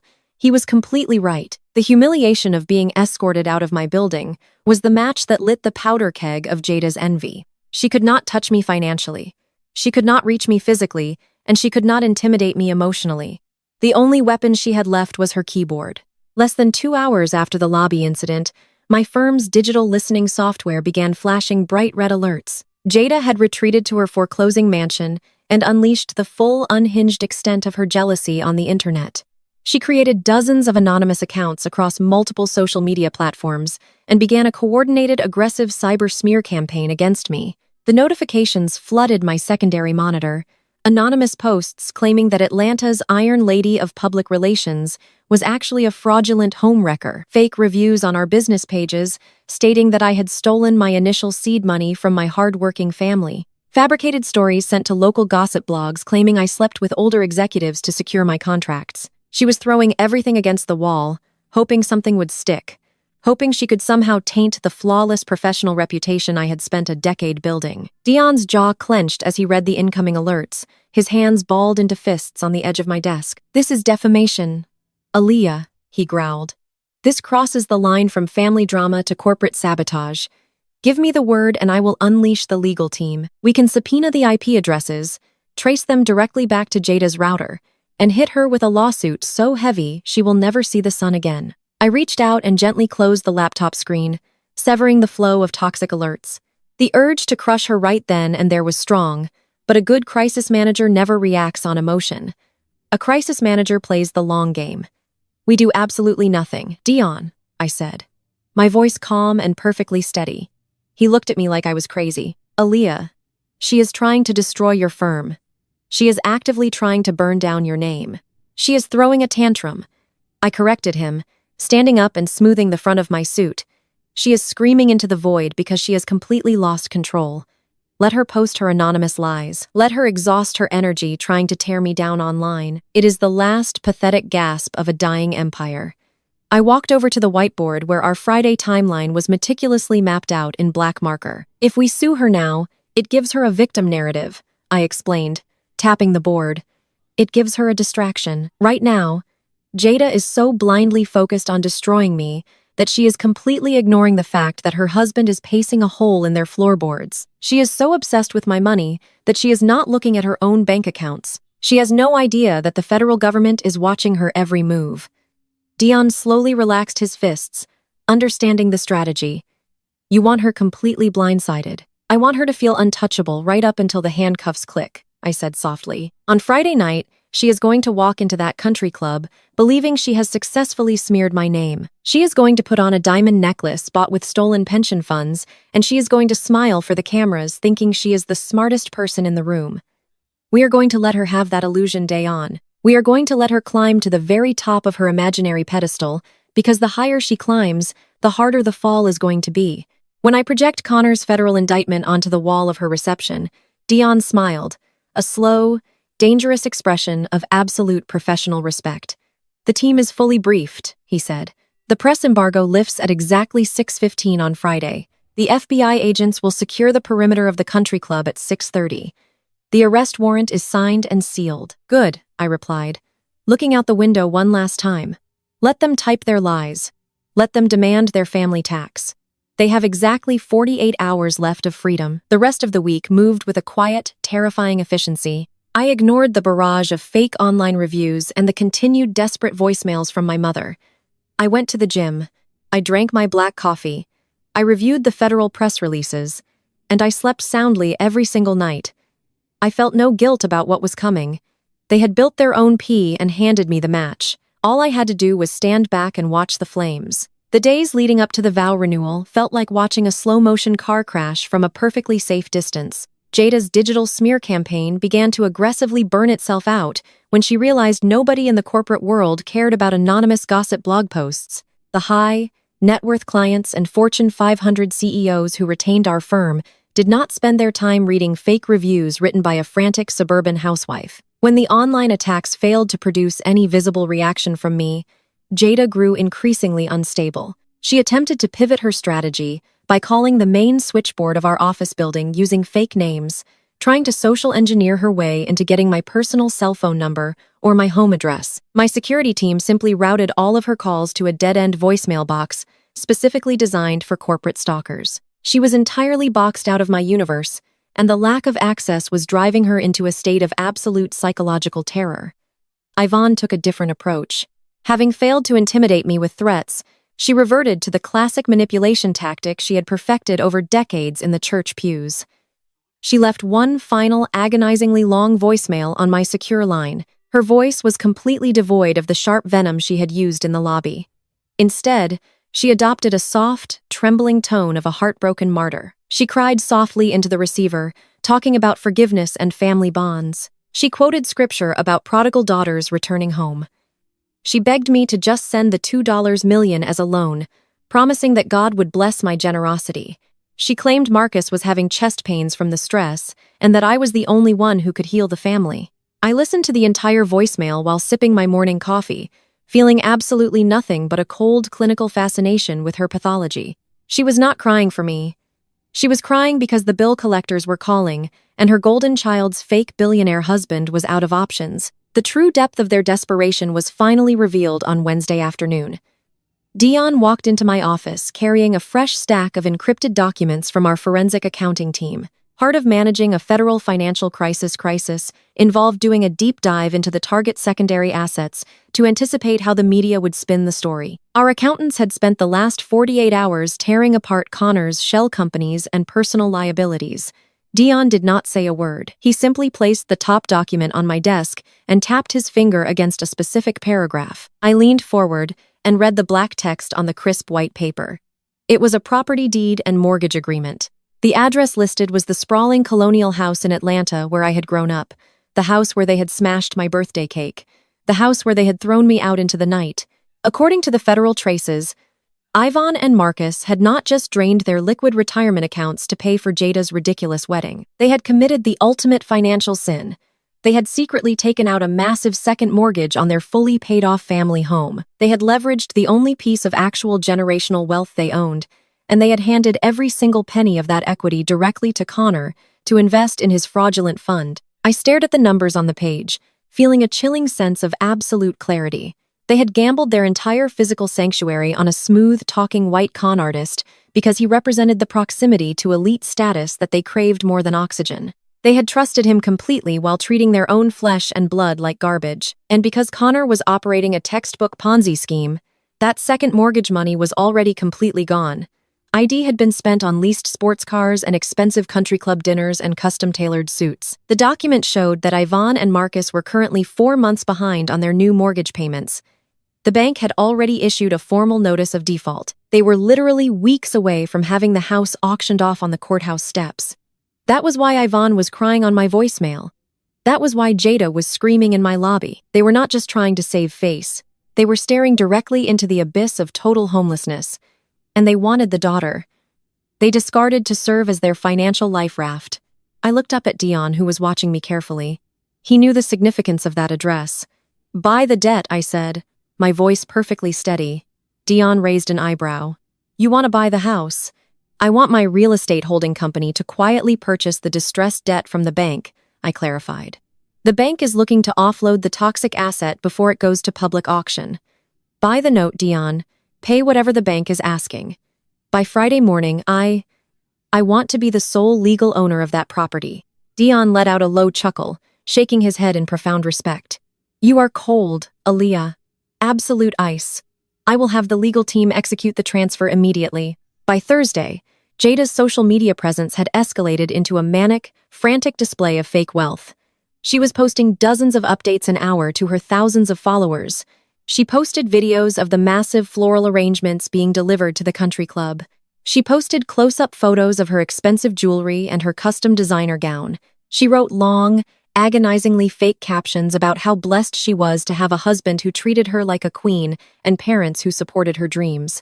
Not a single photo included Connor. He was entirely absent from the digital narrative, hiding somewhere in their foreclosing mansion, desperately trying to figure out how to flee the country with frozen bank accounts. Jada's posts were a masterclass in denial. She was dancing on the deck of the Titanic while the water was already rising past her ankles. Friday morning arrived with the heavy electric tension of a battlefield right before the first shade is fired. My entire crisis management firm was operating at maximum capacity. The federal receiver called me at 8 inches the morning to confirm the final operational timeline. The FBI agents had already briefed their field teams. The arrest warrants were signed by a federal judge. The coordinated raids on Connor's corporate office and his personal properties were locked in. Our firm had prepped a massive digital infrastructure to handle the incoming flood of media inquiries. We had established dedicated hotlines and support websites for the elderly victims who were about to realize their life savings had been stolen. We were ready to control the narrative the exact second the news broke. At 4:00 the afternoon, I closed my laptop and walked out of my office. Dion nodded to me from his desk, signaling that the tactical team was holding the line. I took the private elevator down to the secure parking garage and drove my custom black SUV back to my penthouse. It was time to prepare for the vow renewal. I walked into my master bathroom and stood in front of the massive lighted mirror. I was not going to this event wearing a generic beige sweater. I was not going to hide my wealth or downplay my power. I was going as the chief executive officer of the firm hired by the federal government to clean up my sister's mess.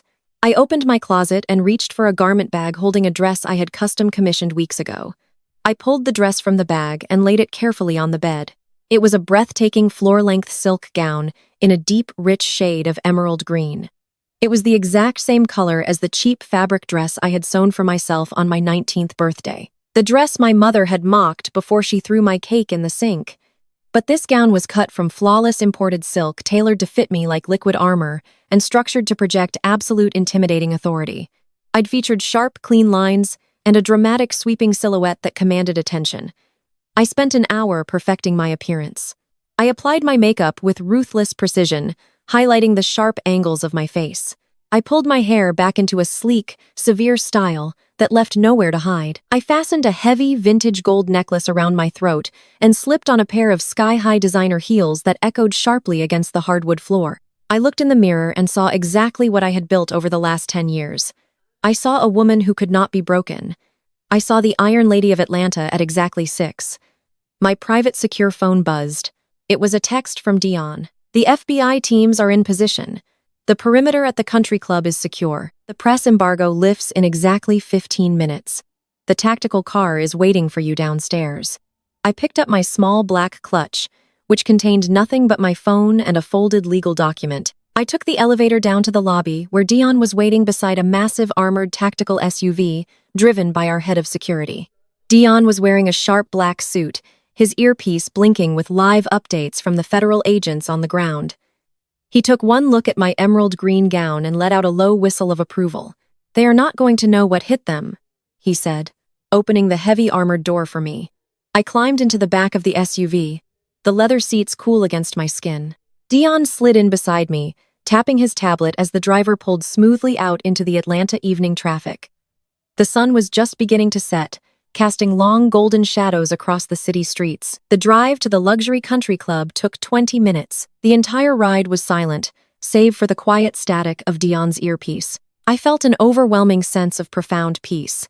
There was no anxiety, no fear, no lingering childhood trauma. There was only the cold mechanical precision of a job perfectly executed. As we approached the massive wrought iron gates of the country club, the reality of the situation became visibly apparent. Jada had spared absolutely no expense for her fake coronation.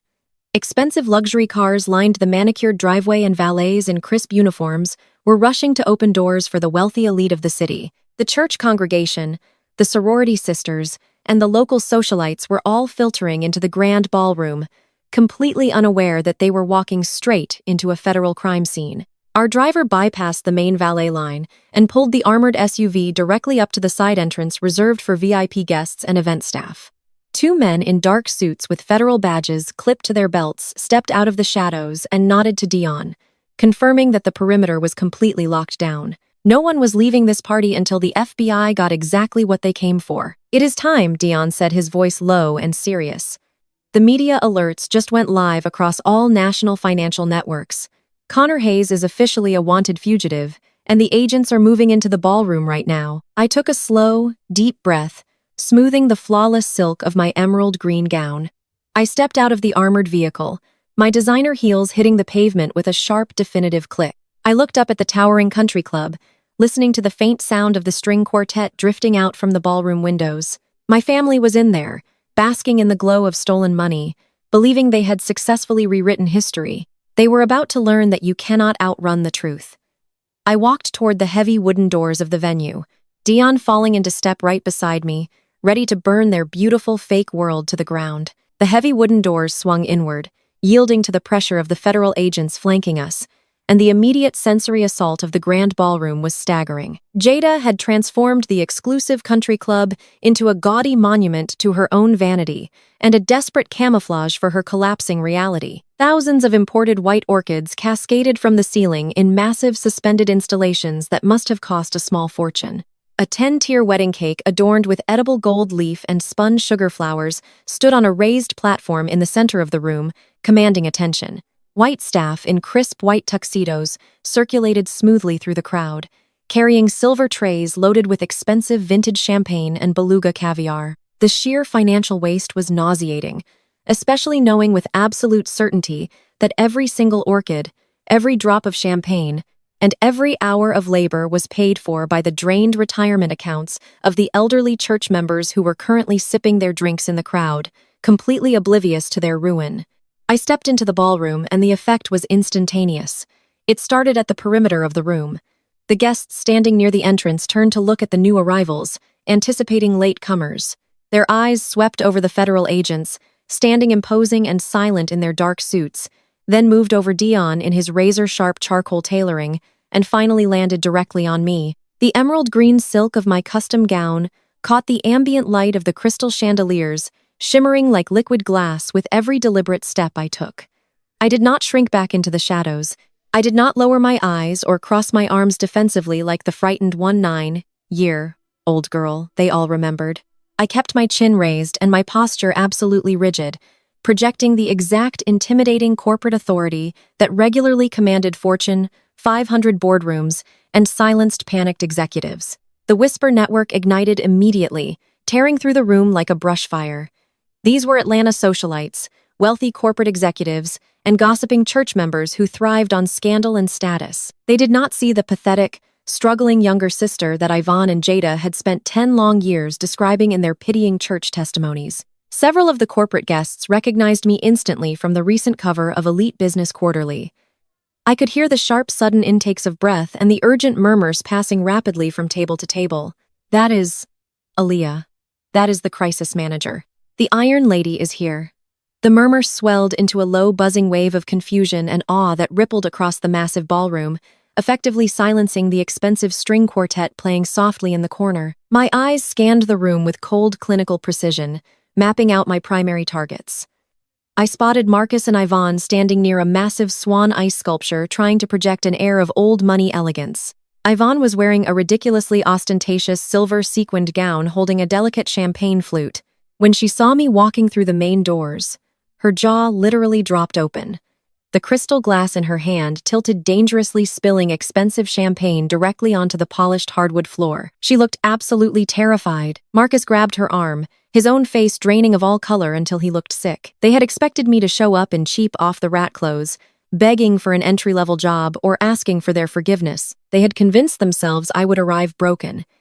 They did not expect a billionaire chief executive officer arriving with an elite security detail and an aura of untouchable power. Then I saw Connor. He was standing near the main bar, sweating profusely in his custom-fitted tuxedo.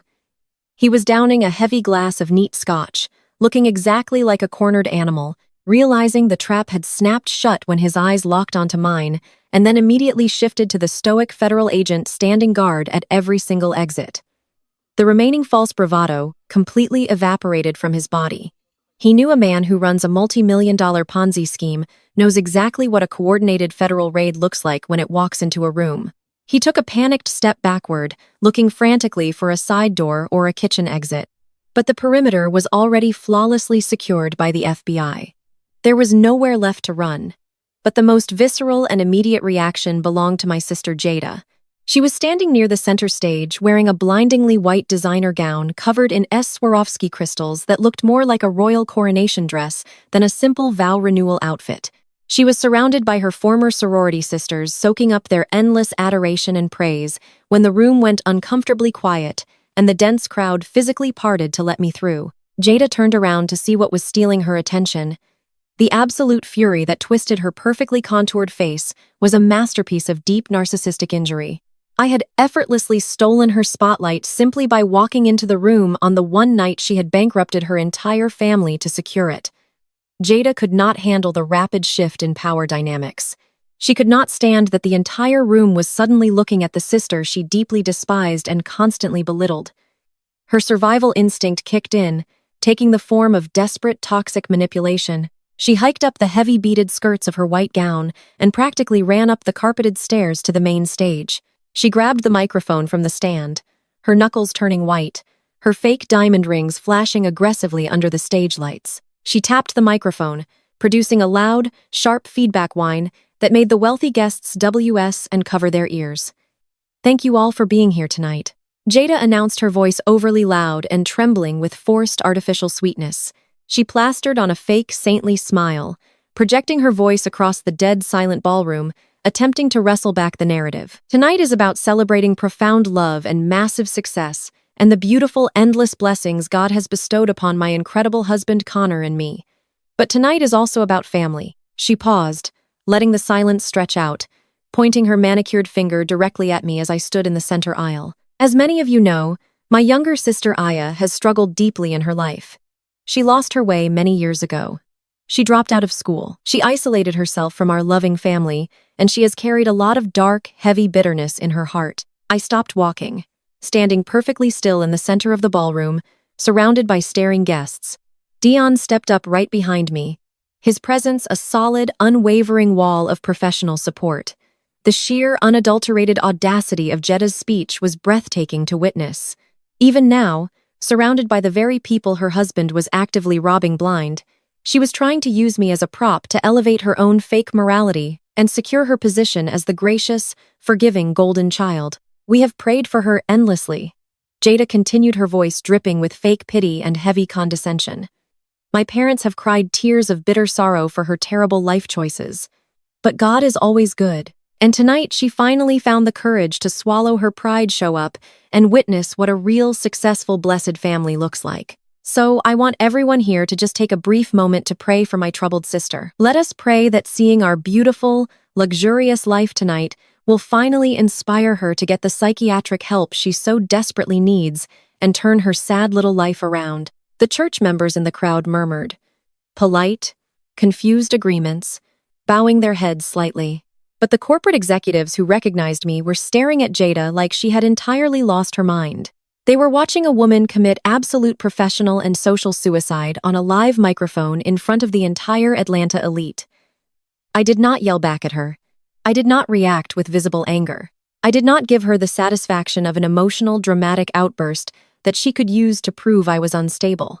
I simply began walking toward the stage again.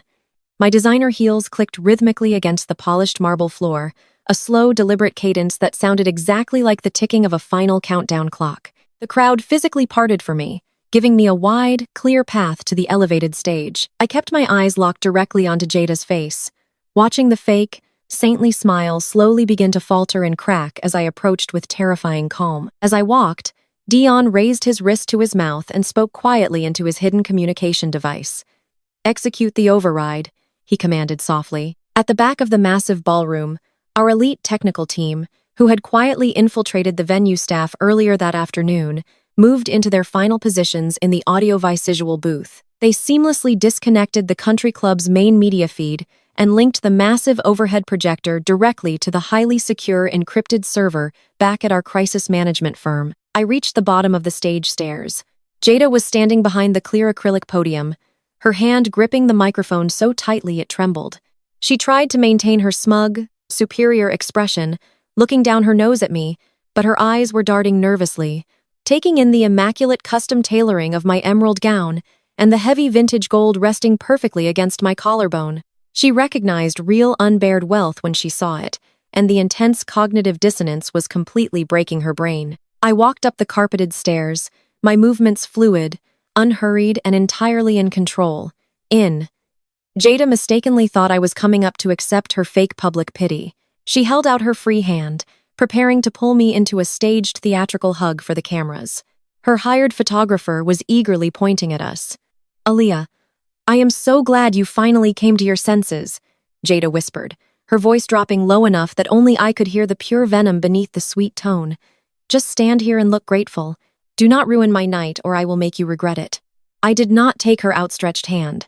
I did not lean in to hug her. I walked directly into her personal space, forcing her to instinctively take a stumbling step back in her heavy gown. I reached out and firmly grasped the metal body of the microphone, pulling it effortlessly out of her manicured fingers. Jada gasped in genuine shock, her arms falling awkwardly to her sides. She looked out at the audience, her face flushing a deep, angry red. Completely humiliated by the effortless physical dismissal, I turned away from her entirely, completely ignoring her existence on the stage. I pulled the sleek, black encrypted tablet from my small clutch. The podium had a standard auxiliary input cable resting near the base of the microphone stand, waiting for guest presentations. I plugged the thick black cable directly into my tablet, bypassing the venue's entire network and establishing a direct hardline connection. Overhead, the massive digital projector screen that had been displaying a looping slideshow of Jada and Connor's luxury engagement photos in Paris suddenly went completely black. The room gasped in a collective wave of surprise as the light vanished. I stood alone at the center of the stage, bathed in the spotlight. I did not look like a troubled sister seeking redemption or a college dropout begging for a second chance. I looked exactly like the executioner who had come to collect a long overdue debt. I tapped the glass screen of my tablet, entering the master decryption password that unlocked the federal files. I raised the microphone to my lips, my hand perfectly steady. The massive ballroom was so profoundly silent, you could clearly hear the ice shifting and melting in the silver champagne buckets scattered across the tables. The final phase of the operation was officially live, and there was absolutely nothing they could do to stop the devastating truth from coming to light. The massive digital projector screen behind me flared into life, casting a harsh, sharp blue glow over the silent crowd. I lifted the microphone, taking a slow, deliberate breath before speaking. My voice echoed across the expansive ballroom, completely steady and devoid of any mercy. "Good evening, everyone," I said, staring out at the sea of terrified, wealthy faces. My sister Jada just gave a beautiful, heartfelt speech about family and blessings. She told you all to look at this spectacular event and admire the incredible generational wealth her husband Connor has built. So, in the spirit of complete transparency, I thought we should all take a very close look at exactly how this beautiful, luxurious life was funded. I swiped my finger across the glass screen of my encrypted tablet. Behind me, the projector illuminated the room with a massive, high-defin image of a federal indictment summary. Next to it, I projected the internal ledgers of Connor's boutique investment firm. I highlighted the incoming deposits, isolating the specific routing numbers and the massive cash transfers. I looked directly at the senior members of the church congregation sitting at the prominent front tables. "I see Deacon Thomas is here tonight," I said softly, my words slicing through the heavy air, "and Mrs. Jenkins is sitting right beside him. You both trusted Connor with your retirement pensions last year. You believed him when he stood in the church lobby and promised you guaranteed double-digit returns on your hard-earned life savings." I swiped to the next slide, showing a direct routing transfer marked with bright red digital ink. "I want you to look very closely at the screen behind me." I continued pointing at the glaring numbers. "That transfer shows exactly where your retirement money went. It did not go into a commercial real estate portfolio. It did not go into a highly leveraged tech startup. It went directly into the offshore checking account that paid for the imported white orchids hanging above your heads and the 10-tier edible gold cake sitting in the center of this room." The silence in the room broke, fracturing into a dozen frantic whispers that quickly escalated into loud, panicked voices. I kept swiping, pulling up receipt after receipt, bank statement after bank statement. I showed the crowd the exact paper trail of a textbook Ponzi scheme. I showed them the zero balances in their supposed investment accounts. I showed them the massive wire transfers that funded Jada's imported luxury cars, her designer wardrobe, and the very Swarovski crystal dress she was currently wearing. "You are not attending a vow renewal tonight," I told the paralyzed audience, my voice rising with absolute authority. "You are attending an active federal crime scene. Every single flower, every drop of champagne, every crystal on my sister's gown was bought with your stolen money. Connor Hayes is not a financial genius. He is a fraudulent con artist, and your money is completely gone." The ballroom erupted into absolute pandemonium. It was a chaotic, terrifying symphony of realization and despair. Elderly women from the church congregation began to cry, clutching their chests as the devastating reality of their financial ruin set in. Wealthy businessmen who had invested millions of their corporate funds began shouting furiously, pushing their heavy chairs back and surging toward the front of the room. The elegant facade of the country club instantly evaporated, replaced by the raw, ugly panic of the elite. Realizing they had been played for absolute fools, Connor backed away from the main bar, his face dripping with heavy sweat, his eyes wide with unadulterated terror. He dropped his glass of scotch, watching it shatter against the polished marble floor. He raised his hands, trying to shout over the deafening noise, trying to claim the documents on the screen were fake, but his voice cracked and failed him completely. He turned to run toward the kitchen doors, desperately searching for an escape route, but the two men in dark suits, who had been standing silently by the entrance, stepped out of the shadows blocking his path. They reached into their tailored jackets, revealing their federal badges, and unclipped their radios. Right at that exact moment, the piercing wail of police sirens shattered the night air outside. The sound multiplied rapidly, growing louder and more intense as dozens of federal vehicles swarmed the country club driveway. The flashing red and blue emergency lights bounced off the manicured lawns and pierced through the towering ballroom windows, casting erratic, frantic shadows across the terrified faces of the guests. The heavy wooden doors of the ballroom swung open, and the FBI tactical teams poured into the venue, their boots hitting the floor with heavy, terrifying authority. "Nobody move!" A federal agent shouted over the crowd, securing the main exit doors and moving swiftly toward Connor. Jada let out a guttural, horrifying scream. It was the sound of a woman watching her entire identity burn to ashes in front of her sorority sisters and her country club rivals. The illusion she had sacrificed her entire soul to build the superiority she had weaponized against me for 10 years was completely destroyed. She dropped to her knees right there in the middle of the main aisle, her heavy crystal gown collapsing around her like a broken parachute. She grabbed her meticulously styled hair, sobbing uncontrollably, completely unable to process the absolute destruction of her fake empire. The women who had been praising her just minutes ago were now backing away from her, looking at her with pure, absolute disgust. But Yvonne was not finished fighting. The sheer narcissistic panic of being publicly humiliated drove my mother into a state of blind, desperate rage. She could not accept that her carefully curated image was gone. She hiked up her silver sequined gown and charged toward the stage, pushing aggressively past the panicked church members. She climbed the carpeted stairs, her face contorted into an ugly, twisted mask of hatred. "Alia, turn that screen off right now," Yvonne screamed, reaching out with her manicured hands to grab the cables connected to my tablet. "You are ruining everything. You are destroying your own family over your pathetic, petty jealousy. Turn it off before you embarrass us any further." I stepped back effortlessly, dodging her grasping hands. I did not let go of the tablet, and I did not lower the microphone. I looked at my mother, watching the desperate, frantic lies still trying to spill from her mouth, even as the FBI agents were physically restraining her son-in-law across the room, reading him his federal rights. "You still think this is about jealousy, Yvonne?" I asked, my voice echoing through the massive speakers cutting easily through the chaos of the room. "You still think you have an image left to protect? You think these people care about your fake superiority when you helped rob them blind? Let me show your devoted church friends exactly what kind of matriarch you really are." I swiped the glass screen one final time. The banking ledgers vanished, replaced by a massive high-definition scan of a property deed and a highly detailed secondary mortgage agreement. The address printed boldly at the very top of the legal document was the sprawling Atlanta home where I had grown up, the home where they had ruined my 19th birthday.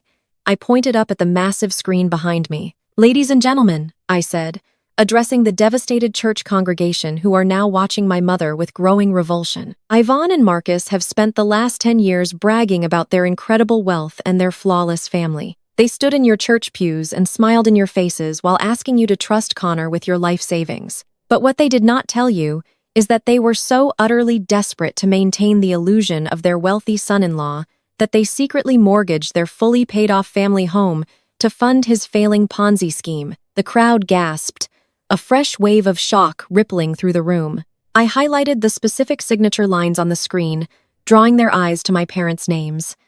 They liquidated every single asset they owned. I continued, my voice relentlessly calm.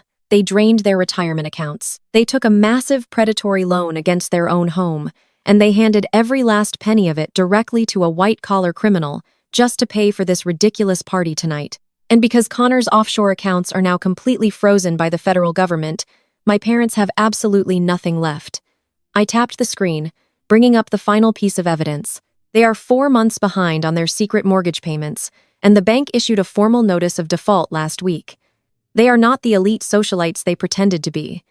They are entirely bankrupt. Marcus, who had been standing frozen near the melting ice sculpture, suddenly swayed on his feet, clutching his chest in genuine panic. He looked up at the massive screen, his eyes scanning the foreclosure notices and the zeroed-out bank accounts displayed for the entire city to see. The profound, deep shame of being exposed as a complete financial fraud in front of the very men he played golf with every Sunday completely broke him. The proud, arrogant father, who had coldly handed my college tuition money to my sister, was now standing in a rented tuxedo. Realizing he was about to be completely homeless with absolutely nowhere to run, the church members looked at Ivan with absolute revulsion. The women she had spent decades judging and looking down upon were now staring at her with cold, furious judgment. She had not just lost her money, she had actively participated in the toxic illusion that robbed her own community. Ivan stood on the stage, her hands trembling wildly as she looked out at the sea of angry, betrayed faces. She opened her mouth to defend herself, to spin one more desperate lie, to shift the blame onto someone else one last time, but no words came out. Her throat worked silently, but the room offered her no mercy. She was completely trapped in the glaring spotlight of her own devastating choices. I stood perfectly still on the stage, watching the entire house of cards collapse into ash. The FBI agents were firmly marching Connor out the side doors, his head bowed in absolute defeat. Jada was a sobbing, broken mess on the floor, entirely ignored by her former friends, who were now desperately calling their own lawyers and financial advisors. Ivan and Marcus were ruined financially, socially, and personally, completely exposed as the toxic frauds they had always been. The trap I had so meticulously set had executed with flawless, beautiful precision. They had traded their youngest daughter for an illusion, and now the illusion was gone, leaving them with absolutely nothing but the crushing weight of their own consequences. The chaos in the room had reached a fever pitch, but Jada suddenly scrambled to her feet, her massive crystal gown catching under her heels. The reality of her husband being dragged out in handcuffs by federal agents had completely shattered her mind, but her toxic entitlement refused to die quietly. She looked up at me, standing on the stage, looking down at her, and her humiliation mutated into pure, unhinged rage. She pointed a shaking, manicured finger at me, screaming over the noise of the panicked crowd and the wailing sirens outside. "Get out," she shrieked, her voice and ugly, completely stripped of her usual fake high society sweetness. "Get out of this country club. Get out of my life.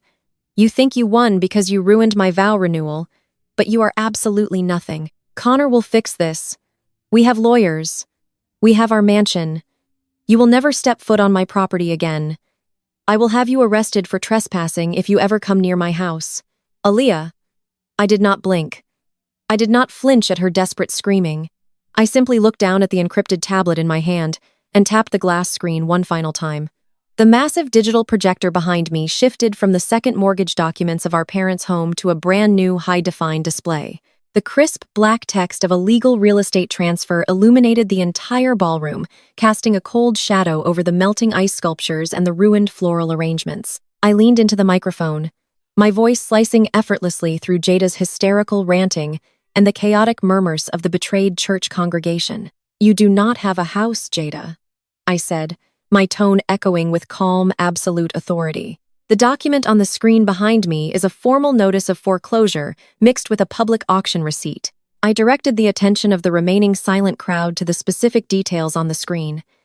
"That sprawling mansion in Buckhead that you have been flaunting on social media for the last 5 years was seized by the bank. Connor stopped making the mortgage payments 8 months ago because all of his stolen liquidity was completely drained to pay for his legal defense retainers. The bank quietly put your perfect little mansion up for public auction this very morning."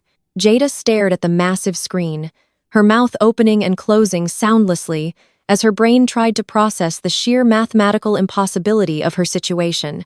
And because the federal asset freeze hit all of Connor's dummy corporations late last night, I continued my tone devoid of any mercy. There was no shell company left to bid on the property to save your pride. The house went to the highest bidder at exactly 9 this morning. I tapped the glass screen, highlighting the buyer information at the very bottom of the deed. The purchasing entity was a private commercial real estate holding firm. My real estate holding firm. I bought your imported Italian sofas, your custom-built luxury kitchen, and your massive marble foyer for absolute pennies on the dollar. The silence in the grand ballroom was absolute. Even the federal agents pausing by the heavy wooden doors seemed to be watching the final execution of my masterstroke with professional appreciation. I looked directly into Jada's Ted-streaked eyes, watching the last remnants of her golden child superiority evaporate into thin air. The mansion does not belong to the bank anymore, Jada. It legally belongs to me. And as the sole property owner, I am officially issuing your eviction notice right here and right now in front of everyone you desperately wanted to impress. You have exactly 24 hours to pack your bags and get out of my house. Just like you and Mom gave me exactly 24 hours to pack my bags on the night of my 19th birthday. Jada collapsed entirely. Her legs gave out beneath the heavy weight of her crystal-beaded gown, and she fell to the polished hardwood floor, hitting the ground with a dull, heavy thud. She was sobbing uncontrollably, gripping the fabric of her ruined couture dress, as the sheer magnitude of her complete and total destruction finally crushed her. She had absolutely nothing left. No charismatic husband, no elite social status, no stolen money, and no home. The golden child of the family was officially homeless and publicly disgraced. Across the expansive room, Connor was being physically marched out the heavy wooden doors by the FBI tactical team. His hands were firmly cuffed behind his back, his custom-tailored navy suit rumpled and disgraced. He looked back one last time, catching my eye over the crowd of angry investors. But I offered him absolutely nothing. No pity, no anger, just the cold, flat stare of a crisis manager watching a neutralized threat being removed from the board. The federal agents shoved him forward into the flashing red and blue lights of the police cruisers waiting in the circular driveway. Ivan, who had been standing frozen on the stage near the clear acrylic podium, suddenly snapped out of her paralyzed state. The reality that her own home was foreclosed and her daughter's sprawling mansion was now completely owned by the very child she had thrown away sent her into a desperate, pathetic frenzy. She lunged toward me, her silver sequined dress glittering under the harsh projector light. "Aaliyah, please," Ivan begged, tears streaming down her face, ruining her expensive foundation and smearing her mascara. Her voice was a pathetic, frantic whine, stripping away decades of arrogant country club superiority. "You cannot do this to us. We are your family. We are your blood.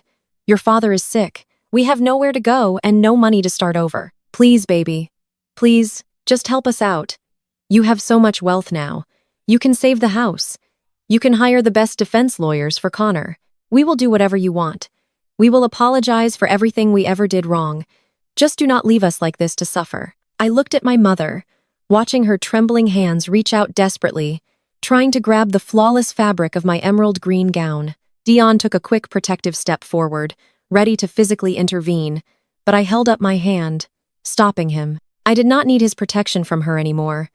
She was utterly powerless, stripped of all her weapons, and reduced to begging for scraps from the daughter she had tried to destroy. I looked down at the woman who had callously smashed my birthday cake, who had coldly handed my tuition money to my sister, who had spent 10 years lying to her church friends about my very existence to protect her own fragile ego. I searched my chest for any lingering trace of a daughter's love, any tiny fragment of guilt or familial obligation. I searched deep within myself and I found absolutely nothing. The space where my family used to live inside my heart was completely barren, swept clean by years of physical distance, emotional healing, and relentless professional grinding. "You made your choices, Ivan," I said, my voice barely above a whisper, but carrying the heavy, undeniable weight of finality. "You chose the illusion of wealth over the well-being of your own child. You chose to fund a white-collar criminal instead of protecting your own home. You chose Jada's vanity over my education and my future. I am not your financial safety net, and I am certainly not your family. I am just the consequence of your own toxic actions finally catching up to you." I turned off the microphone and set it gently down on the clear acrylic podium.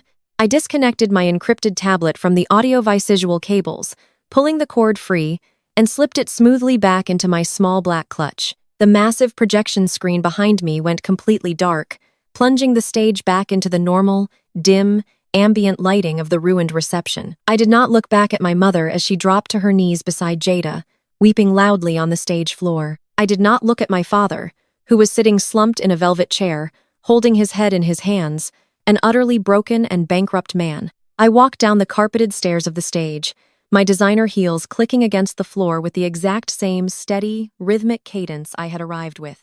The crowds of wealthy corporate investors